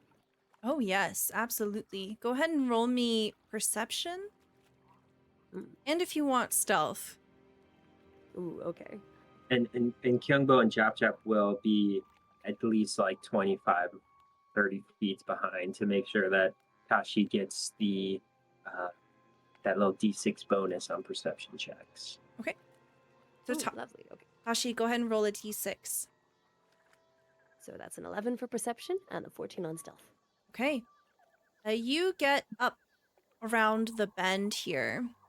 And as you do, keep your eyes and ears and nose open. Everyone, go ahead and take 1 necrotic damage as you continue to exist here in this space. Ugh, you really don't get used to the smell, do you? Tashi, You have to hurry. you peel away for a look, and you hear it before you see it. You keep low to the ground, and you get a sense that you're probably well veiled in the shadow, and the path here is clear of any sort of debris. You hear an instrument.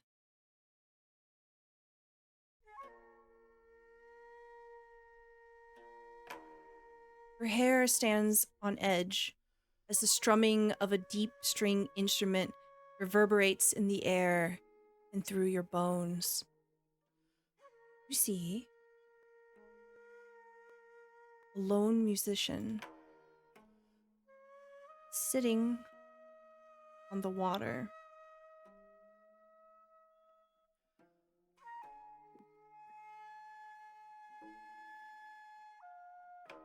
What's their expression?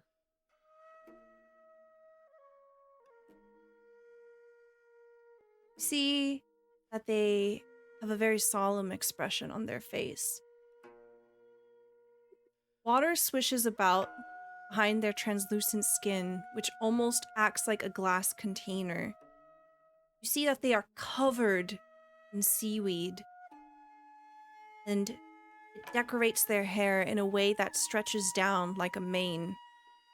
Tears are streaming down their face, and it is very clear that this is a spirit, not a person. They're performing on a long, 6-stringed zither. don't seem to notice you quite yet.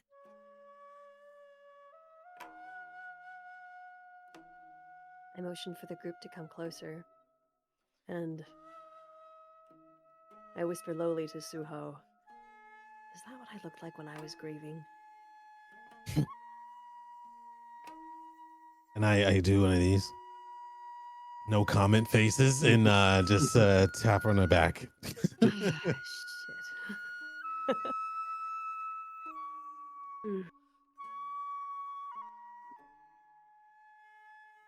I motion myself to do something out of habit, but then I put my hand in my robes, but then I bite my lip and then move my hand slowly back into my sleeves and await instructions. Can I get everyone to roll me a nature or religion check to see if you can identify this spirit? It's an 8 nature. 7 nature for me. Okay. Not Nature 20. and religion. Hey. Natural Ooh, 20. very good. I got 10. Yeah. Okay. Ooh, this is so spicy. Okay, Tashi, you're the only one who knows this. You can identify this as a chajangmari, a fae and water spirit, usually found in areas that are vibrant with plant life. Know that they generally herald and celebrate the tilling of earth, ensuring safe harvest throughout seasons. This is generally seen as a positive and a very welcomed spirit. They are crying. They are grieving something. I wonder what they lost. Maybe this forest? Could this swamp have been poisoned by the runoff of the mine, perhaps?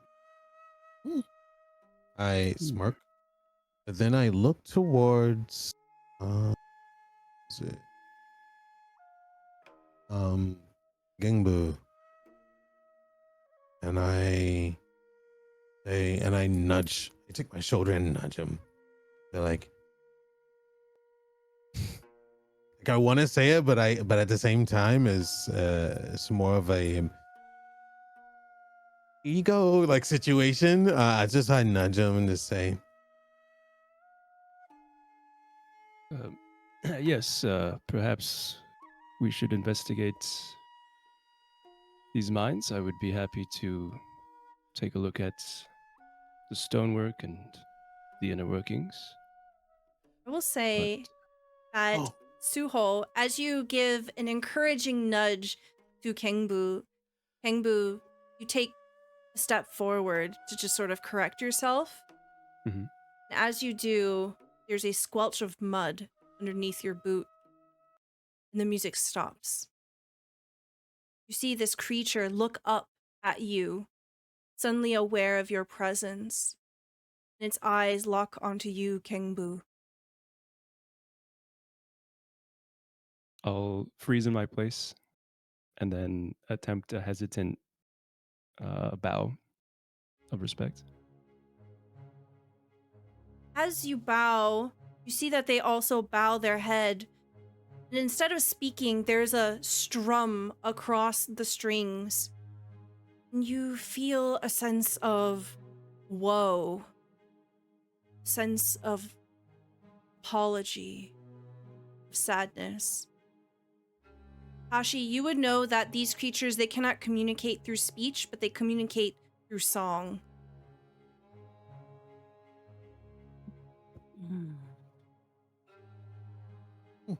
Oh, fun. Okay. I think Young Bo will step forward off of Jop Jop beside King Boo, and using their Beseeched Spirit Wisp Mudang ability, they're going to find a withered lily on a pad nearby this figure, and they're going to attempt to use this cantrip to bring a little bit more life into that flower. As you do this, you hear curiosity through the strings, and then a tilting of their head as they watch slowly revitalization breathing into this dying flower. There is hope, sound of hope stringing from this instrument. I need you to make me a performance check here, Kyungbo. Can I back up, Kyungbo? I want to do a two-step action. One is just for flavor. The other one is, it's going to be bardic inspiration, but I would like to pull out my flute and play Song of Rest flavor. Okay. To kind of comfort the song, the strings and the melody coming from spirit, and give bardic inspiration to, and I'm marking these down, by the way. I'm down to 2 bardic inspiration, so we haven't had a rest yet. Okay, I love that because this song has flute in it. I gotta play the song again. I got this song specifically for this scene. This is this instrument that you hear right now is a gongmungo, and it's the instrument that this creature is playing. So, yeah, that's so neat. Those were the instruments I could have chose. Funny. All right. So yeah, I give you bardic inspiration. It's a D6. D6. Okay. So that's performance. That's going to be an 18. Okay. You can see that there's interest on their face as they continue to play, and they're playing in this duet with Suho. You hear the flute and this harmony of sounds. It seems to ripple over the water, and you can see that the lily pads are gently moving, the flowers blossoming. There seems to be some peace coming from this. As you are playing, you see that the creature bows deeply to Kyungbo, to Suho, Hingbu, and Tashi. You hear the sound of acceptance, a blessing.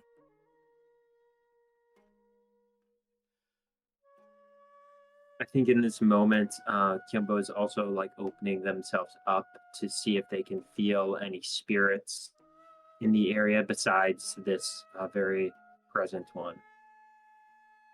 Oh yes.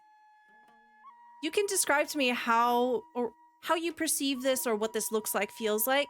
You sense that there are 4 minor spirits around the water spirit here. Yeah, I think Kyungbo is still tapping into this energy that they're able to put out to the world. And so I think in this moment, Kyungbo is continuing to cast their druid craft, livening up the space around this figure. They pull out their own small hand drum as well and begin tapping on it with their wooden hands. And I think for the first time, because earlier today with Gangbu, when Kyungbo did this, they weren't able to sense anything. But for the first time, Kyungbo begins to see a colorful rainbow of mist floating from themselves and almost coalescing, stopping on those 4 figures that we aren't able to see. You can, especially as a tactician, you would be able to surmise that these other spirits are meant to be protective, and they are probably at the behest of this water spirit here. They probably obey the commands of the Chajangmari. They are just passively floating.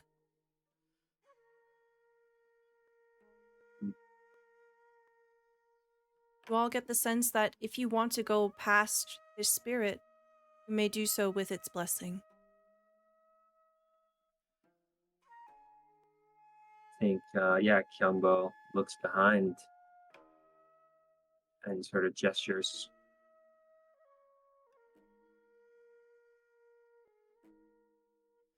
I'll nod my head, and I will continue to play and slowly walk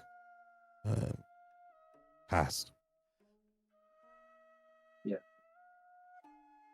And I think now Kyungbo is sort of small flowers that have sort of been overtaken by this a murk in front of them. Kyungbo is now bringing them up with Druidcraft as they walk down this path. Small buds of purple and pink and white flowers dot the path as we continue forward. I think of the group. Only Gangbu would notice this. But you see, as all of this is unfolding, Tashi reaches under their cloak to make a motion to pull out a vertical fiddle-like instrument, but stops shy of doing so.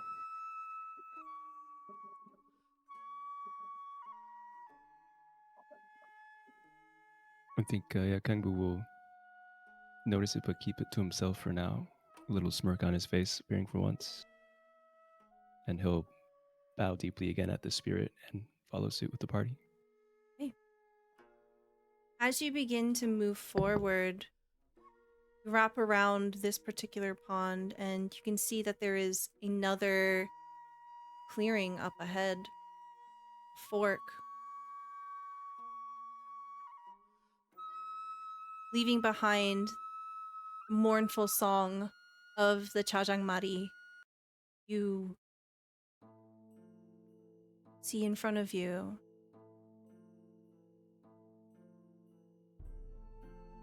a pristine clearing.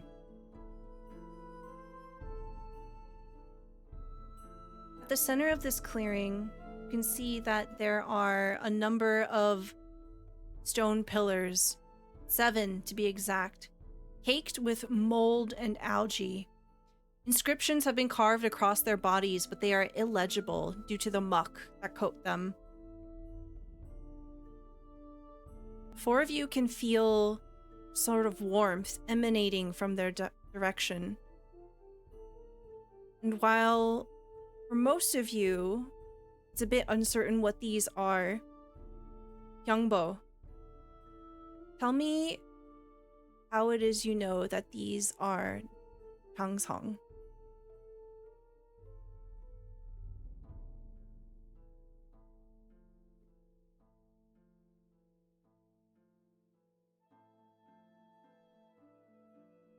I think it is probably Jop Jop who recognizes first. Kyungbo, though they are Jongsung, a totem of protection for places sacred. Most of their time was looking out for their town.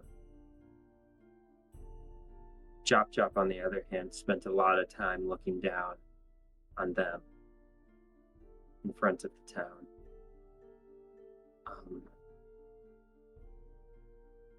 So I think Chop Chop sort of crouched low to the ground, begins moving a little closer, sniffing the ground, which then grabs Kyungbo's attention, who walks forward with their dragon mount. And I think just instinctually walks towards the first pillar that is sticking out of the ground and touches it gently. As you touch it, you can tell that it is in dire need of some attention. These are made of stone, unlike you and your own kin. You are able to surmise that these Changsung were likely built in another era, perhaps from the ancestors of the people that live here now. They are very, very old. As you touch it, you can feel the warmth, even through your wooden fingers.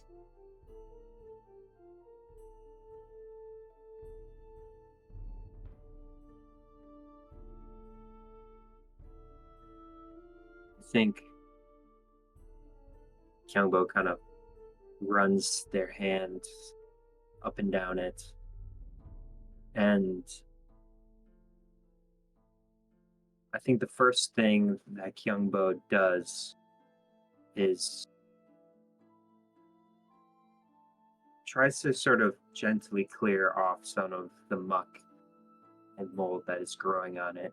I think they are particularly interested if they can find any script on this Jeongsung. Everyone takes 1 damage from the necrotic air here. As you see Kyungbo slowly going about cleaning this stone structure. As the 3 of you approach from behind, you can tell that this must be a Changsung. It is like Kyungbo, but not exactly the same.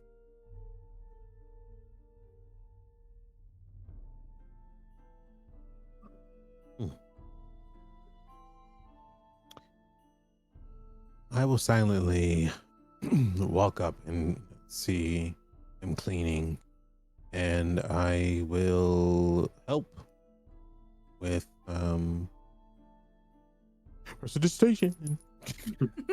I think Kyungbo is sort of like not directly like feels Suho coming to help and kind of mutters I think it's important to see if we can find a name.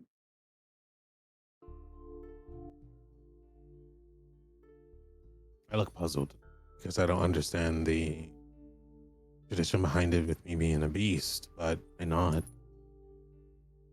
I think Kyungbo kind of looks aside to Suho, seeing them puzzled a bit, and sort of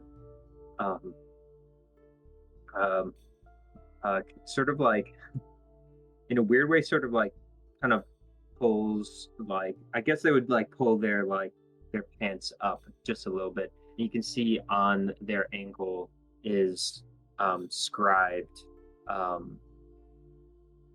Kyungbo.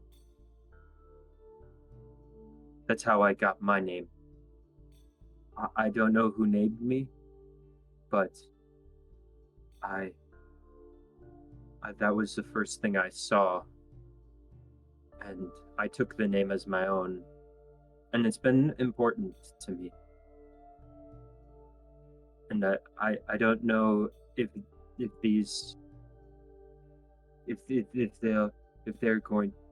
they're able to feel like I was able to feel, but I would at least want to know, and I think they deserve to know who they are.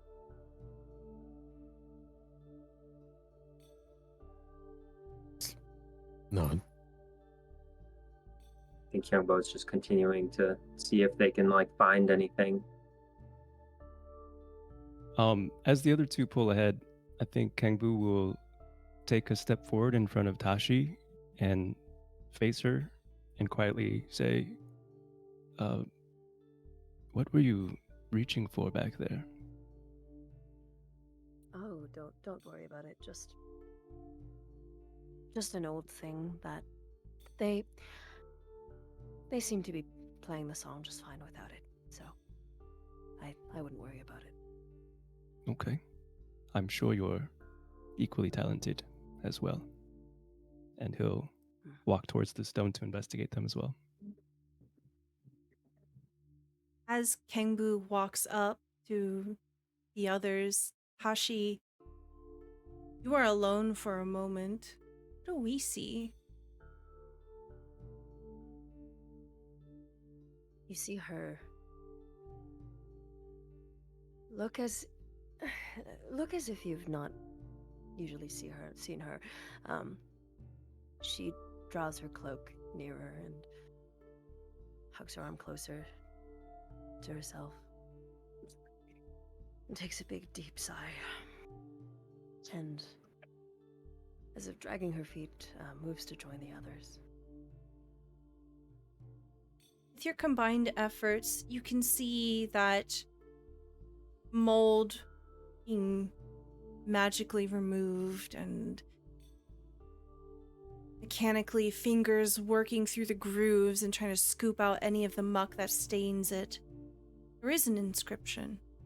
It says, "Great Guardian of the Sacred Lands."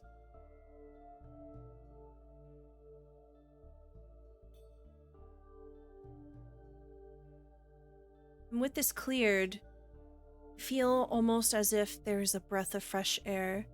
Warmth, it sticks with you even as you step back from the Changsong. And for the remainder of the time that you are here in the wetlands, you will each get resistance to necrotic damage. Hey, Hey! let's go. Goodness. Getting used to being wet. What? Yeah. What? What? You get the sense that something is waking up. Might be the earth. Might be the ancient history of this place. But your little act of kindness here is rewarded by equal warmth. As you step back, you can see off to the side is yet another body of water.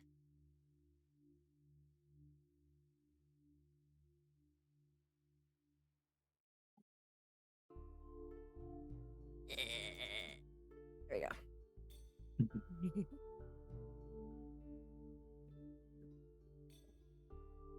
I think as the group sort of turns their attention a bit towards the lake nearby, Kyungbo for a moment looks at the 7 Jongsung here and like looks across them. Looks, oh, great guardians of the sacred land. Your job's not over yet. You've done an incredible job here, and we look to return this land back to where it was. And for a moment, Kyungbo closes their eyes, and they use one of their Jongsung abilities, Form of Wall, which allows Kyungbo to firmly plant themselves into the ground, reduce their speed to 0. But in this moment, sinking deep into the earth, feels that last bit of warmth come through Kyungbo's toes, through their body. Takes a deep, long breath here in this moment and comes out of their form and turns to see what the others are doing. That was so freaking cool. Go ahead and take DM inspiration there. Go ahead and put that in your pocket for an important moment.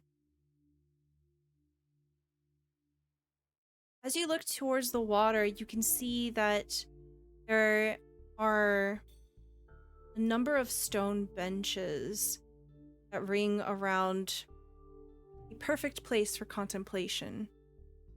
Water streams down from a babbling brook into this deceptively deep pond covered with lily pads. If it weren't for the damp mildew and the odor of decay that grows stronger as you approach, you might have at once found this as a place of rest. Can I get insight checks from all of you?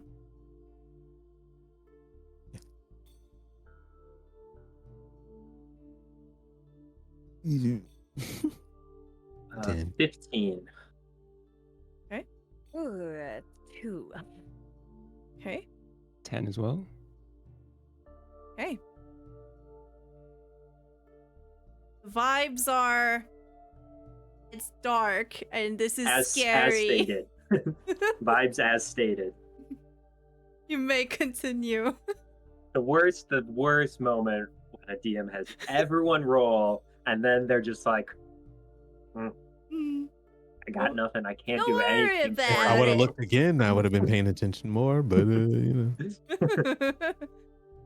It's water. You're fine. Yeah, I don't want to be in it. Jump in. Water. Do we see any frogs on this smaller pond? No. It is eerily quiet here. In fact, I think as the three of you are looking out over the water and Kyungbo is finishing up this rite and this reconnection with the earth, all you hear is just the sounds of Kyungbo reconfiguring and readjusting. I tried to skip a stone through the water.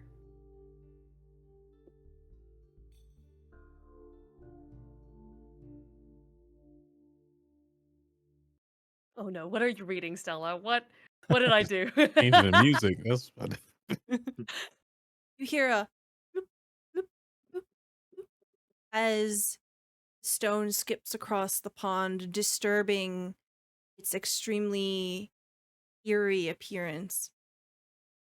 The stone sinks and it disappears between the lily pads. And something from within begins to rise. You see first ripples as they push against the lily pads, fighting against this brook that feeds into this pond. All of a sudden, you are met with something that you never have seen before.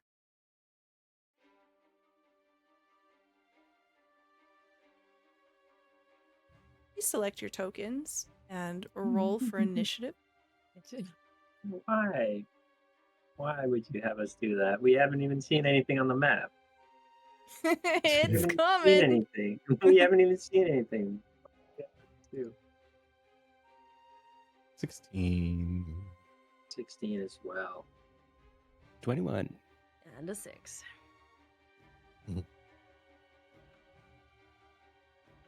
I can't roll above a 3 for the life of me today, huh? I'm so sorry. Oh. Okay. Ooh. You see what appears to be something that was once human. They are completely waterlogged. Their hair clings to them like leeches, tendrils across their face and their neck. You see that what once was a jaw seems to be distended, cracked and broken, hanging. It is undeniable that this is undead of some kind. This Akryong begins to rise up. You see where it would have once had eyes, hollow lights, unnatural and unseeing, peer out at the group of you. You hear a gasp of an inhale as it snaps its neck towards the group of you. Hengbu, you're first. What do you want to do here? Do we recognize this spirit at all? Go ahead. Everyone go ahead and roll me either nature or religion.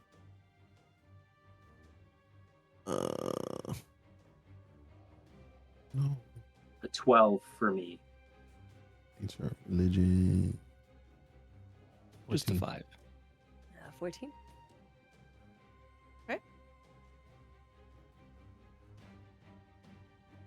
Oh, I rolled a 9. Sorry. Okay.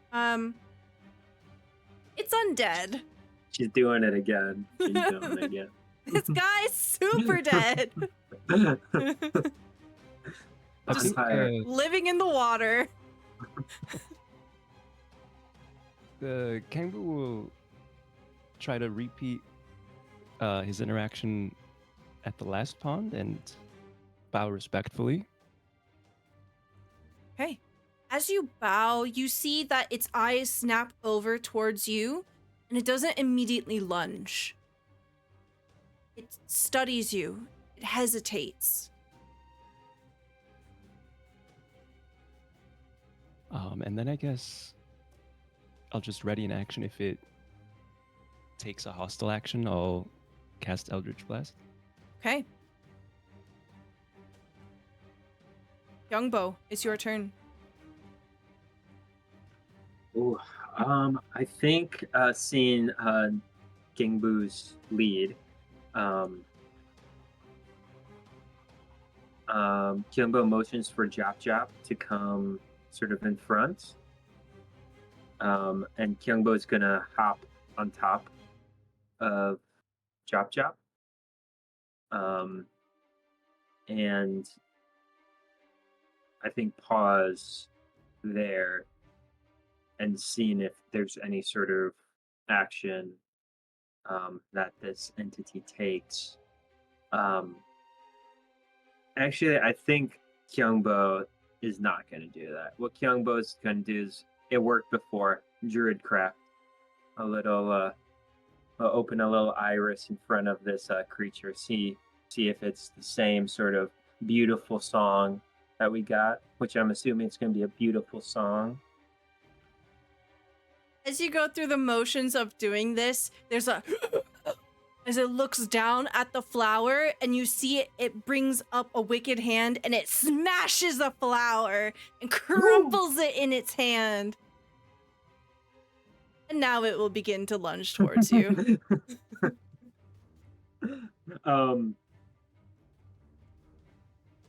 Yeah, I think as it begins to lunge, Jop Jop being very in tune with water, Jop Jop's just going to take the rest of their movement. And I think as a bonus action, I can, as this creature is beginning to lunge out of the water towards us, Jop Jop's just going to jump into action. And what they're going to do, I think they're just going to try to, wait, let me see. How far can I move? 40 feet? 1, 2, 3, 4, 5, 6. 6 is 30. I think Jop Jop could get all the way to On Young June or this creature. I guess we don't know who it is yet. It's not, you can tell. Probably. Okay, so I think Jop Jop's going to get just right up in their face with Kyungbo on top, and Jop Jop's going to go for their constrict and see if they can just wrap this thing up before it launches at all my pals. Ooh, okay. I'll go ahead and put that into the chat for me so we can read it. I would love to do that. Oh, I just attacked. Let me see if I can... How do I... I'm not sure if I know exactly what I need to do to put it in the chat. Let's see. So I clicked it and then it rolled. Oh, yeah. The description is tied to the damage type. So it says, on a hit, the target is grappled. Okay. With a 6, you absolutely miss. You see that this creature, it moves with supernatural speed, graceful through the water, almost as if it has been here for a very long time and this is its domain. Okay. Yeah, I think Jop Jop's sort of like, I think Kyungbo is sort of feet are dragging in the water as Chop Chop is kind of riding the waves just a bit, and I think that it is our turn. Okay. Suho, it is your turn. As the clouds pass over and the moonlight hits, if anybody's watching Suho, a devilish look runs across the face. Smile will widen as if prey is in front of him. With this, he goes, takes out ink brush as an action and will draw a living ink piece, but with a twist. This living ink piece can be an appearance of anything. It will take the form of Sohun. I believe that's her name, right? Sohyun. Sohyun. There Yes, you go. the It will take lady. the form of the lady of the house. Diabolical. Yeah. So here we go. Naughty. Okay. Ink. So I dropped the ink piece, but you can put it wherever you want. Thank you. Yeah, the ink piece will be.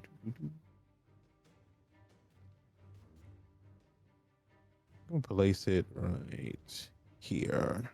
Okay. And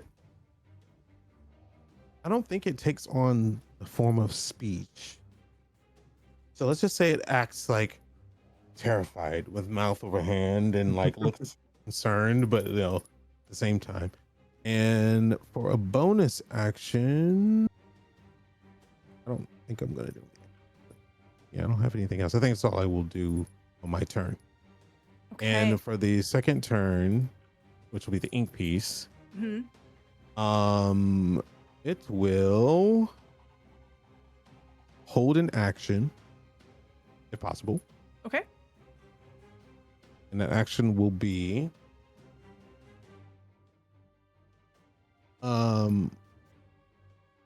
okay, so it takes hyper realism, which would that's what, just in case somebody's listening, that's what was, to where it can take on a very realistic look. Whenever the creature rolls intelligence, they discern into nature. Oh, I guess that's not what it was. I guess I could just draw it to be like it. It'll hold ink slam, just in case if it junks at it. Yeah.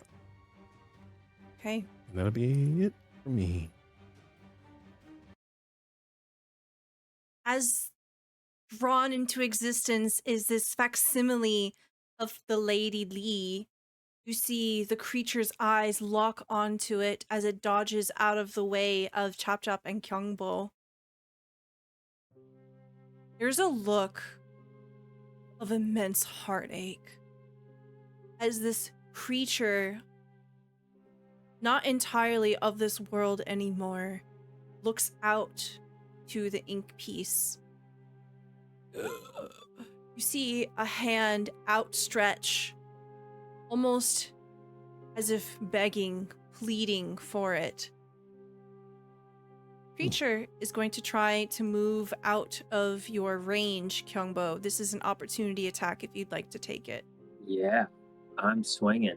Yeah, I got my bangmangi, and I just send it. Okay. Go ahead and make an attack roll for me, please. 12 plus 5 is a 17. That's a hit. Nice. Okay. Okay. Let's do roll. Okay. 2d6 plus 3 bludgeoning. Okay.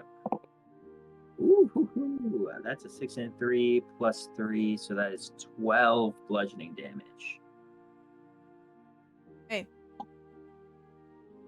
As you boom, bring this down, it wheels around angrily, looking at you as it takes this damage. Your Pamagi bounces off of this creature, and it only takes half damage. Oh,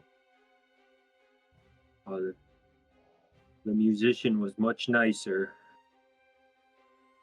It will try to make a quick swipe at you here as it brings up its hand and in the same motion tries to hit you. I'm going to do this at disadvantage because it was distracted by the ink piece and there is a lot going on right now. Does a 17 hit you? So, being a tactician, I have a feature called defensive riding. My AC is 17, but when I'm riding chop, I get a +1 to AC. So my AC is 18, so that will miss.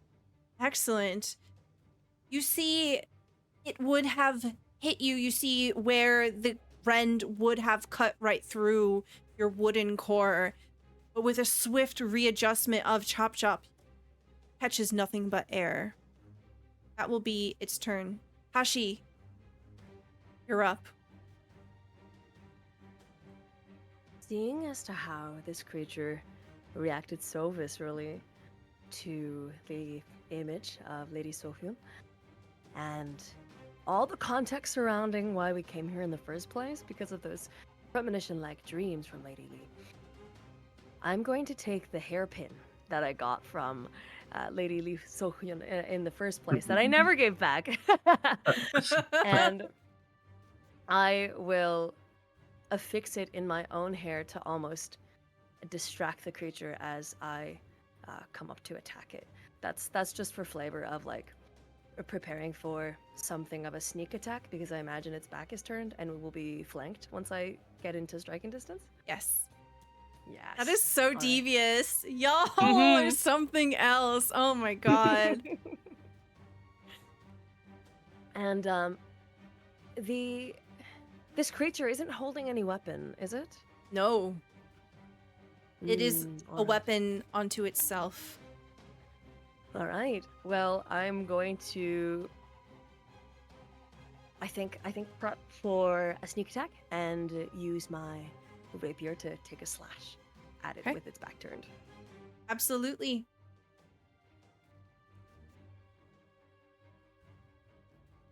$14 will hit. Nice. The armor Nice, nice, class of nice. this creature is 13. It is 13. Amazing. And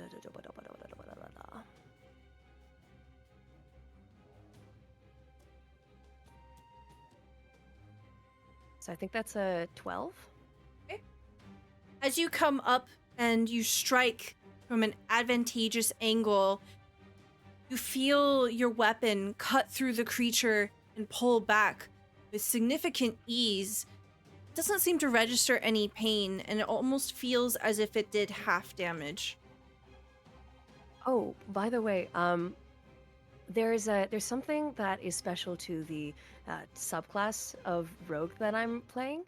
It's called Karmic Mediator. Let me see if I can share that. How do I do that? I will help. I'm not sure how.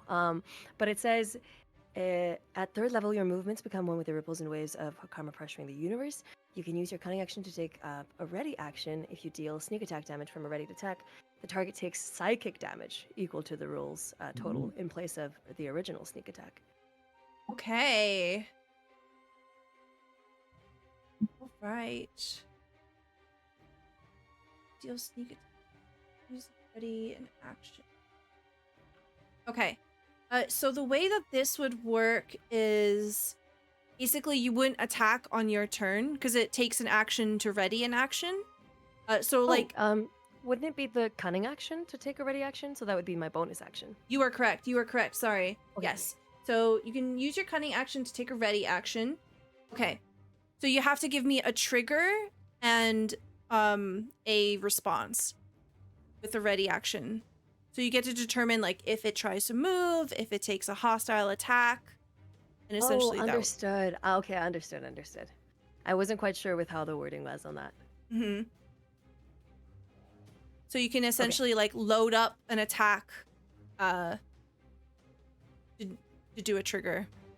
Okay, we can save that for next time then. We can save it for if I catch him being distracted by the hairpin or something like that. Okay.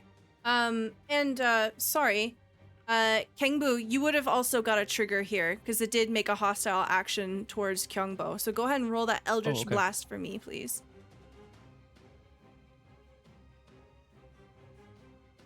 Okay. 13 is a hit. 5 force damage. Hey. Can you describe to me what your Eldritch Blast looks like? think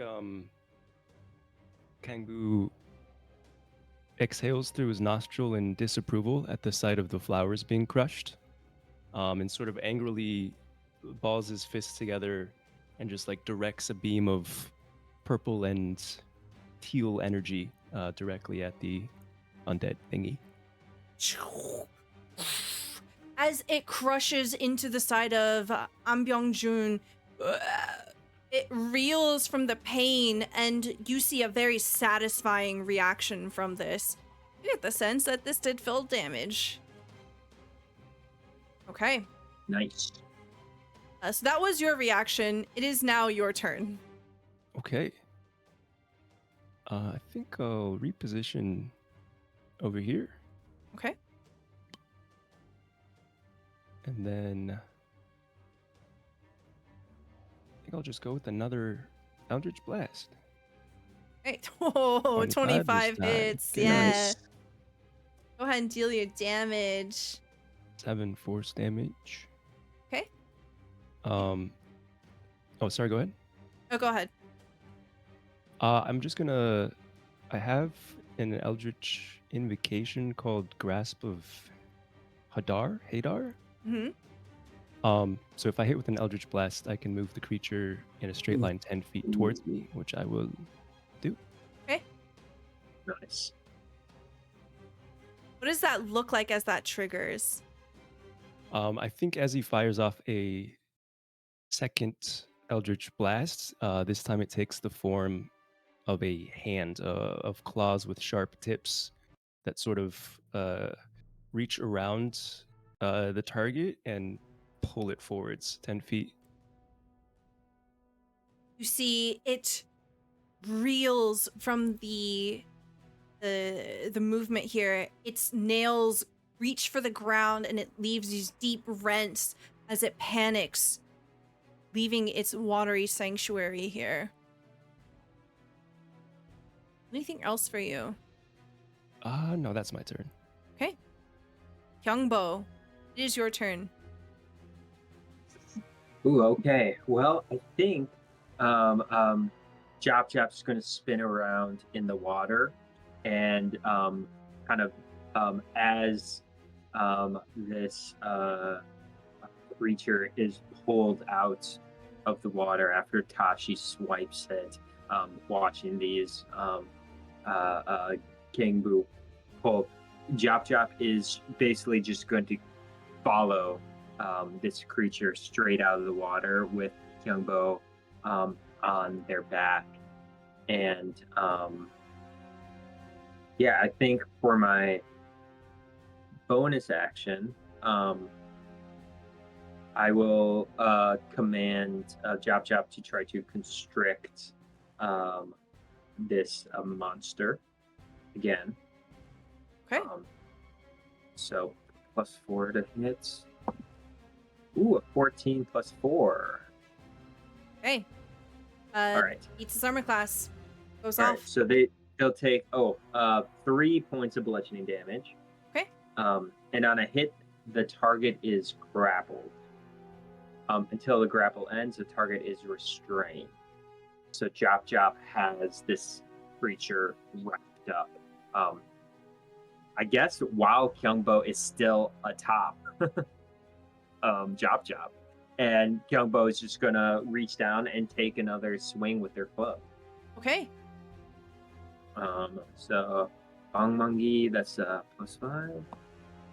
Ooh, natural 1. Can I use that inspiration that you gave me earlier? Is that how it works? Is it another D20, or how does it work? It would be a reroll. I believe restrained gives you advantage. Yeah, so you have advantage here because it's restrained. Melee attacks. Yay. Yes. Oh, 8 + 5 is a 13. Okay, that's a hit. Oh my gosh, awesome. Okay, I rolled a 1 and a 3, but I do have great weapon fighting, where I reroll 1s and 2s. Mm-hmm. So I'm gonna reroll that 1 and get a 3. Cool. So that is 9 points of bludgeoning damage. Okay. So as you bring the Pangmangi down this time, you see that it almost seems to shimmer between corporeal and incorporeal. You meet the meat of its shoulder, and it, as you press down halfway, the body seems to give. So it only takes half damage here. Seems to be something between a ghost and not. Anything else for you? No, I think that's my turn. I think like Kyumbo like just instinctually kind of looks over at Suho while this is all happening. But yeah, that's my turn. Okay. Suho, it's your turn. Still with a wicked smile on his face. I will.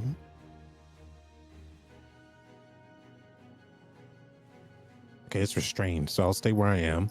And I will do something really awful. I will do vicious mockery, but I will send the voice through my ink piece towards Ung Byung-jun and say, why are you doing this? I would never want you like this. Never wanted you like this. And that will, they have to make a wisdom saving throw. And if they fail, they will take 1d4 psychic damage. You rolled a 19. Okay. Yeah. All right. That was one action, and I will. Oh, well, I'm not going to take a bonus action. The ink piece, will continue to stand here, holding that ink slam just in case it needs to, but it'll just do this, at the same time. And it will move right here. Okay. Byung-jun's turn. You see the phasing of its shoulder seems to flicker, and then it overtakes this entire body as it literally moves through the clay body of Chop Chop, and it is no longer restrained. No. As it moves towards the ink piece. It does move out of melee range from Kyungbo and from Kyungbo here, because you're basically on top of Chop Chop. Yeah. Because it does say that my mount can use a reaction on its own, but its only attack is this constrict. It feels like kind of overpowered. Yeah, so you can just use yours. Okay. Oh, that's a natural 20 though. How about that? Oh my god, I think that hits. Roll some damage. Gosh. I need more. Okay. Oh my god. Crackle pop. Let's go. Oh, and that's good. That is so good. That is 17 on the dice plus 3. That's 20 bludgeoning. Oh my god. Okay. Goodness gracious. Takes 10 bludgeoning damage. You get a good hit. Actually, paint the picture for me. How do you land this solid blow on this ghost? Yeah, I think Chop Chop, this is a classic sort of formation for Chop Chop and Kyungbo. Chop Chop wraps around and Kyungbo finishes whatever they need to finish. I think not often does something get away from Chop Chop in these moments. Chop Chop, their gray clay face kind of looks back and looks so deeply sad. A dog who's got their toy taken from them. And in that moment, that fury of this strange incorporeal creature getting away from my good old Chop Chop, Kyungbo just whips their bangmangi around once and comes down kind of like a jockey hitting a ball. And just smashes their ass. You see, they like kind of bounce and they grab at where their ass would be. Hands go straight through. Yeah. The creature stumbles forward and you see that it puts out a hand almost defensively towards the ink piece as it turns its attention to Kengbu. And will try to attack you. It'll attack here at disadvantage as it's trying to get between you and the ink piece here. Does a 10 hit you? It does not. Okay. Nice. you can see this extremely telegraphed move as it's moving forward and it's reeling from this attack from Kyungbo. Tashi, it is your turn. How bad is the creature looking right now? You can see that it's very wispy. It seems to have sustained quite a bit of damage here. And it hasn't noticed the hairpin at all yet, huh? It seems distracted by the ink piece. You get the sense that this is not going to hold up for very long as it's close to the Alright. distance. I'm going to... Could I do something with an improvised weapon? Yes. What do you want to try I'm to going do? to take the hairpiece and try to push it through the base of its skull. Oh, okay. Oh. Go ahead and roll me. Look at Should be a dagger, maybe? Because I Yeah. do have a dagger in my offhand. Go ahead and roll it, the dagger. All right. You know, at least Kangbu and I, we're just doing physical damage. You guys are That's doing a- emotional damage. so that's yeah. a 25. Okay. Yes. As you thrust this up, what are you feeling? What is going on through your mind here? I feel all the bitterness. I feel all the sadness, but I also feel just enraged at what this person has become after all this time, what they've let this sorrow turn them into. And I shout forcibly as I push it up into what remains of their skull. You have to let her go! And it is going to be a 17 piercing, I think. Okay. As you do this, it brings its hands back, almost scrabbling, almost as if trying to reach for it, yanking it forcibly out of its mass. It looks at this thing. And with your words, there is an exhale of breath. As the creature disappears, and you find a hairpin falling to the ground.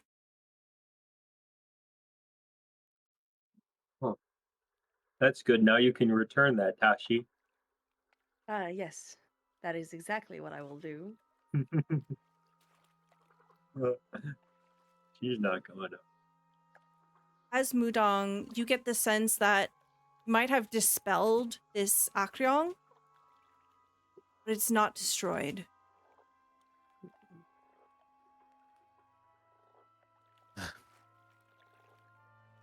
Are we in combat still? We are no longer in combat for now. Okay. I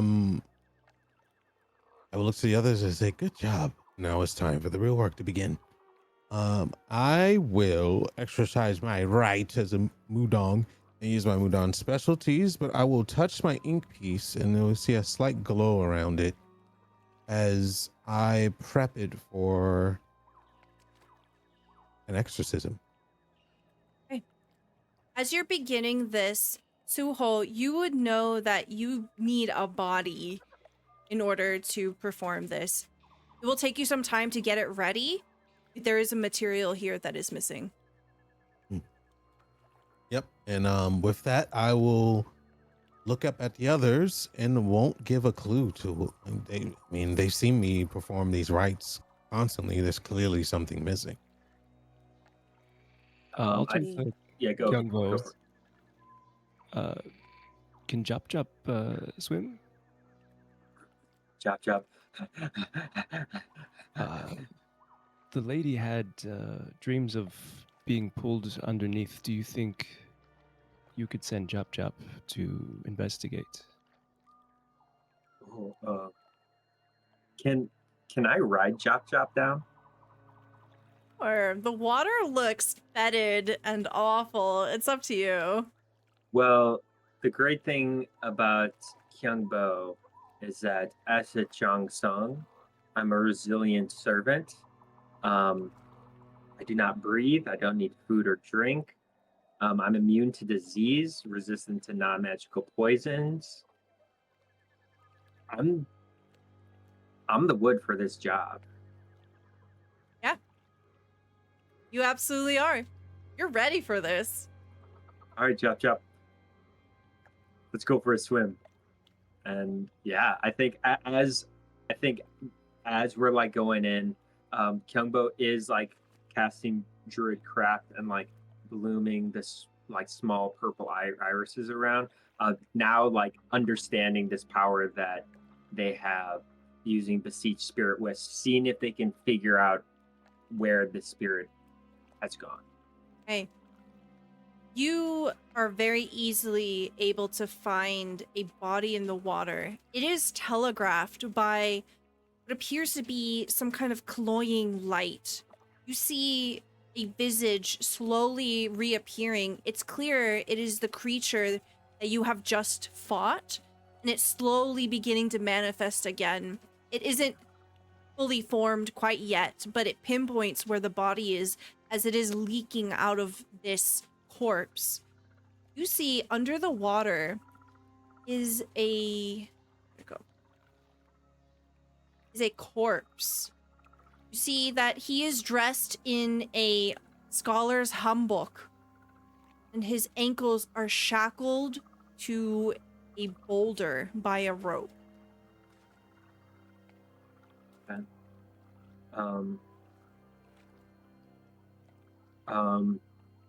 I think I call out to Tashi. I go, Tashi, can I have one of your daggers? Oh, absolutely. And I tie a little stone to the base of one of the daggers so that it sinks handle first down. Awesome. Yeah, and I think we dive in, grabbing that dagger, and think as I go down there, my plan is to cut this body free using the dagger, and then bring it up. Roll me perception. I'm also wanting to give bardic inspiration. I'm going to take my flute out. I'm down to 1 now, and play a song mimicking the song that we heard earlier. Say less. I gotta play it again. Yeah, I know you would. And give bardic inspiration 1d6 to Kyungbo. Awesome. Okay, and I just rolled 3 concentration checks from that necrotic damage, since steady as we go is a concentration. And my lowest is 10. So I think I still am concentrating on that if You're good. I'm able to. Okay, cool. Okay, so oh my gosh, this is gonna be okay. So I rolled a 19 on the dice. I get a d6 with my steady as we go. I rolled a 6 with bardic. I rolled a 4, so that is 29 plus my perception, right?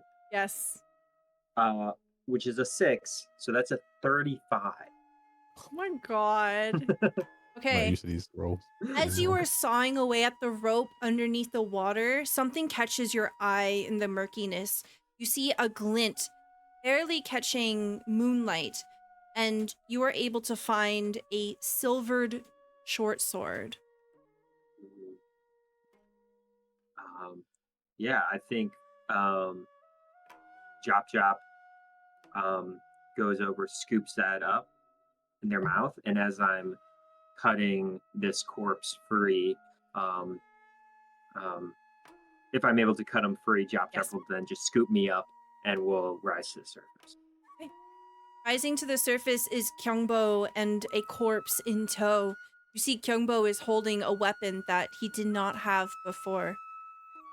Yeah, I think very proudly Kyungbo is holding the corpse, and very proudly in their mouth Jop is holding the sword.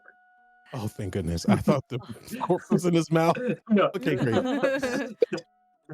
Oh, well done, you two. Yeah, and then Well done. I bring him over to set the corpse on the ground, and I tell them,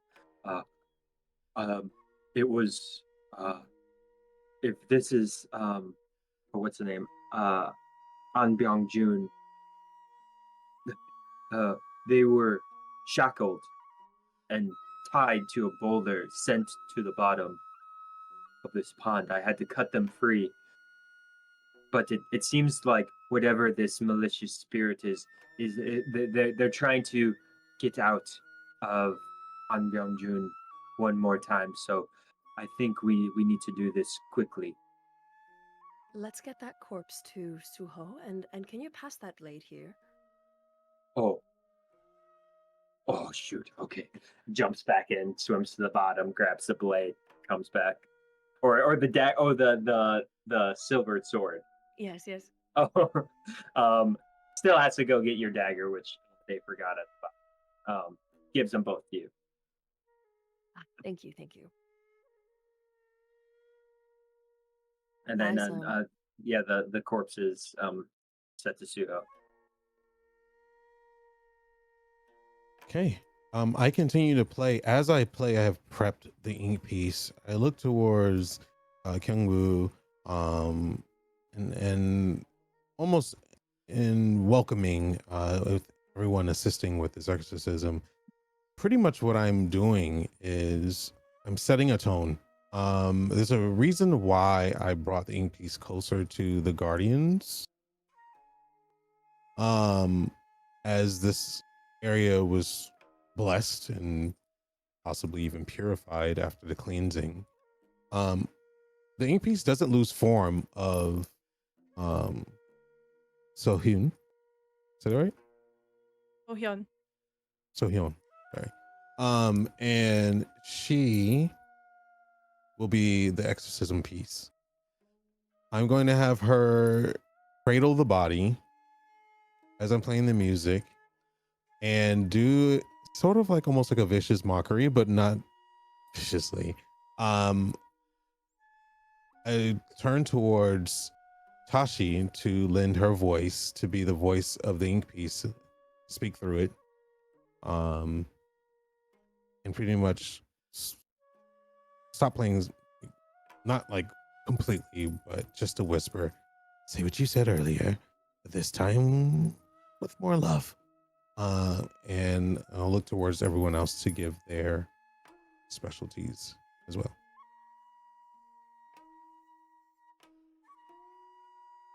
I think that Kyungbo is maybe learning a little bit more about this beseech spirit wisp ability, this mudang ability that they have, and is kind of playing with if they can do it without growing flowers.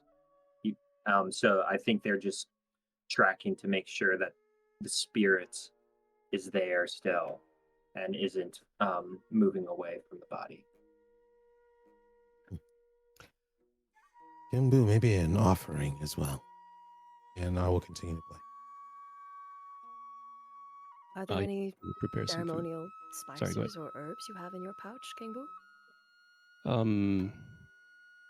Yes, I have a varied selection. Do you have any specific requests that you find fitting for this?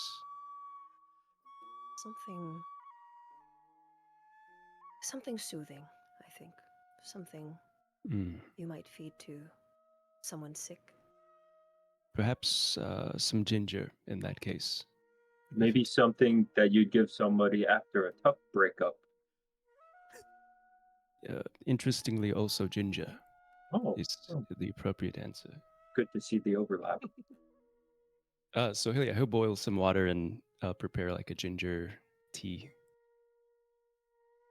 As that spicy, gingery aroma fills the air, you'll see Tashi rest the blade on the palms of her hands, and she will use her mudang specialty to read into whatever energy, whatever emotional resonance is still left in this item by the person who last touched it and what it was used for.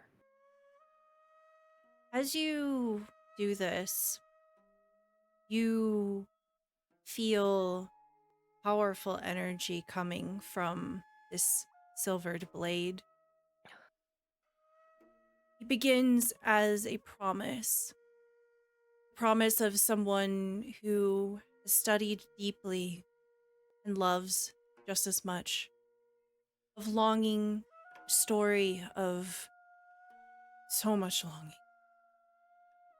It's punctuated with jealousy, murderous anger. When you focus, when you hone in on these feelings, you see the face of Hwan Songju as he stabs Pyeongjun.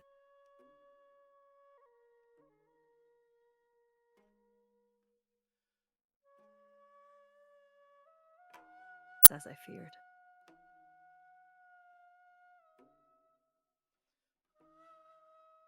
Han Byung-jun doesn't like ginger.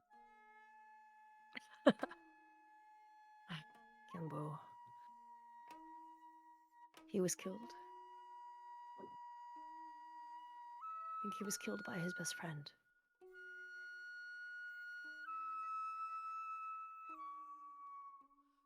So that Lady So-hyun could be married off to him instead.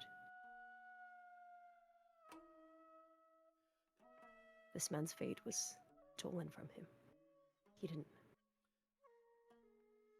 He didn't have a choice.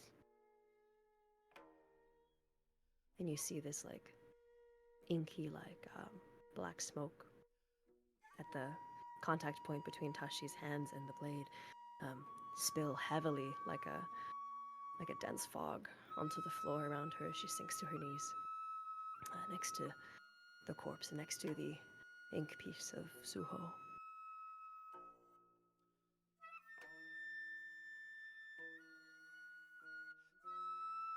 I can see why there's a lot of grief. I can see why he became what he did.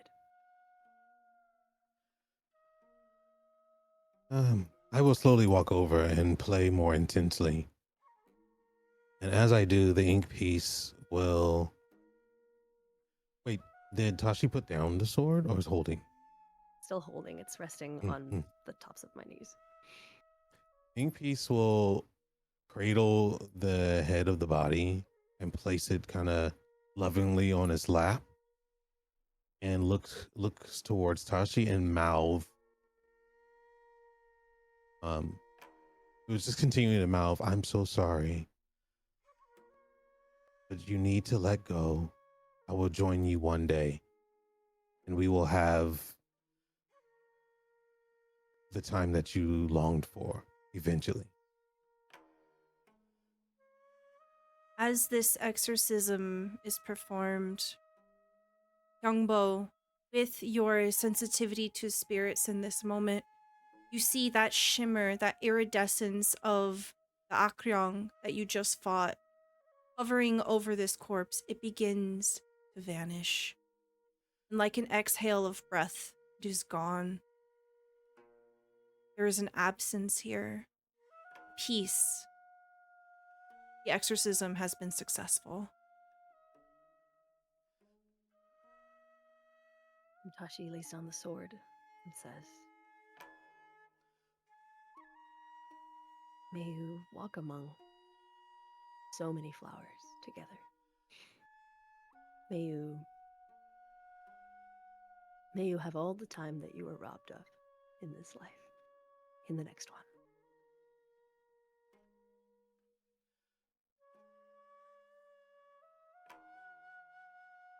As this is happening, Pengbu, from where you stand near the Changsong, you have the ceramic pot in which you used for making the tea in hand, and you're watching as these final rites are being performed.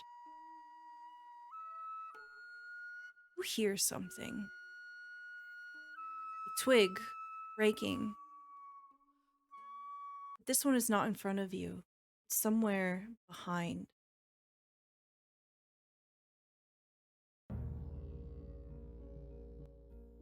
As you look over your shoulder, you suddenly realize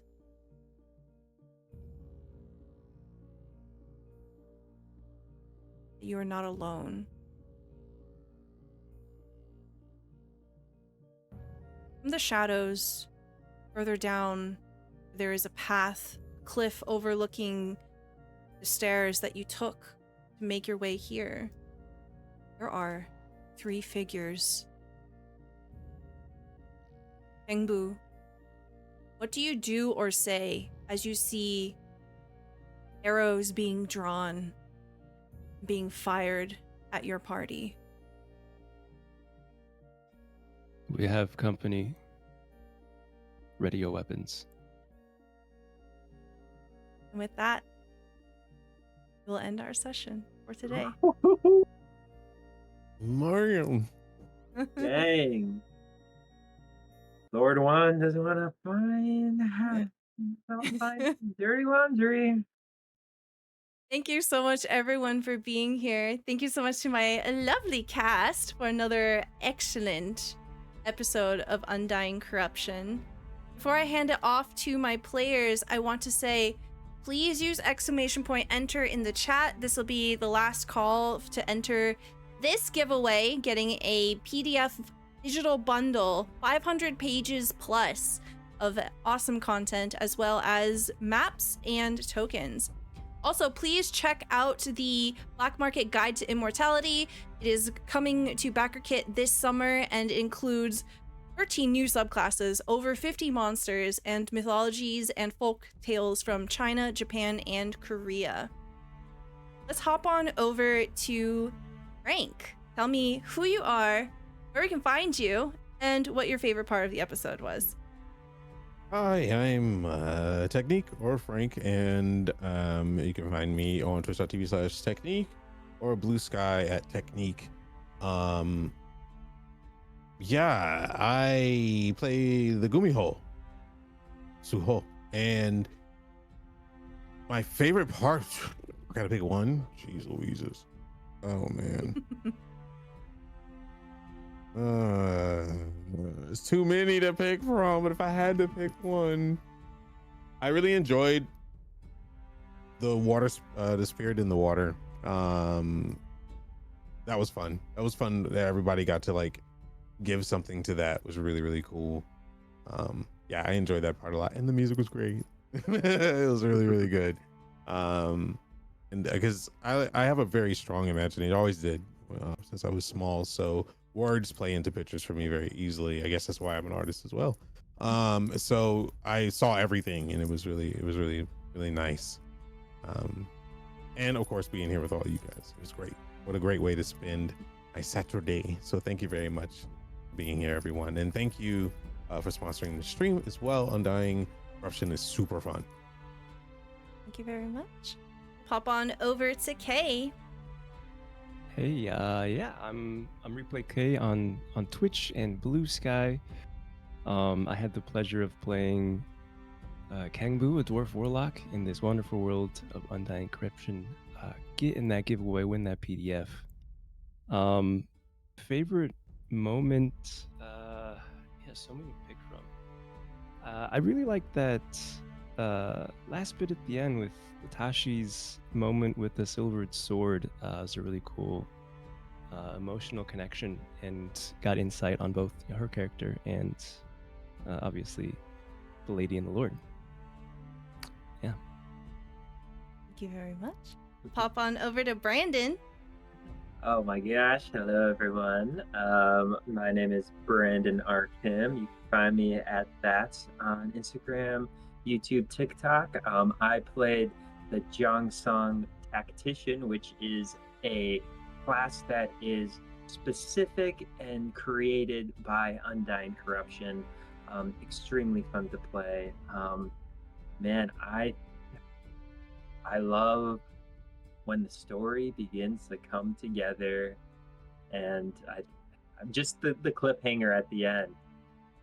That's just so juicy.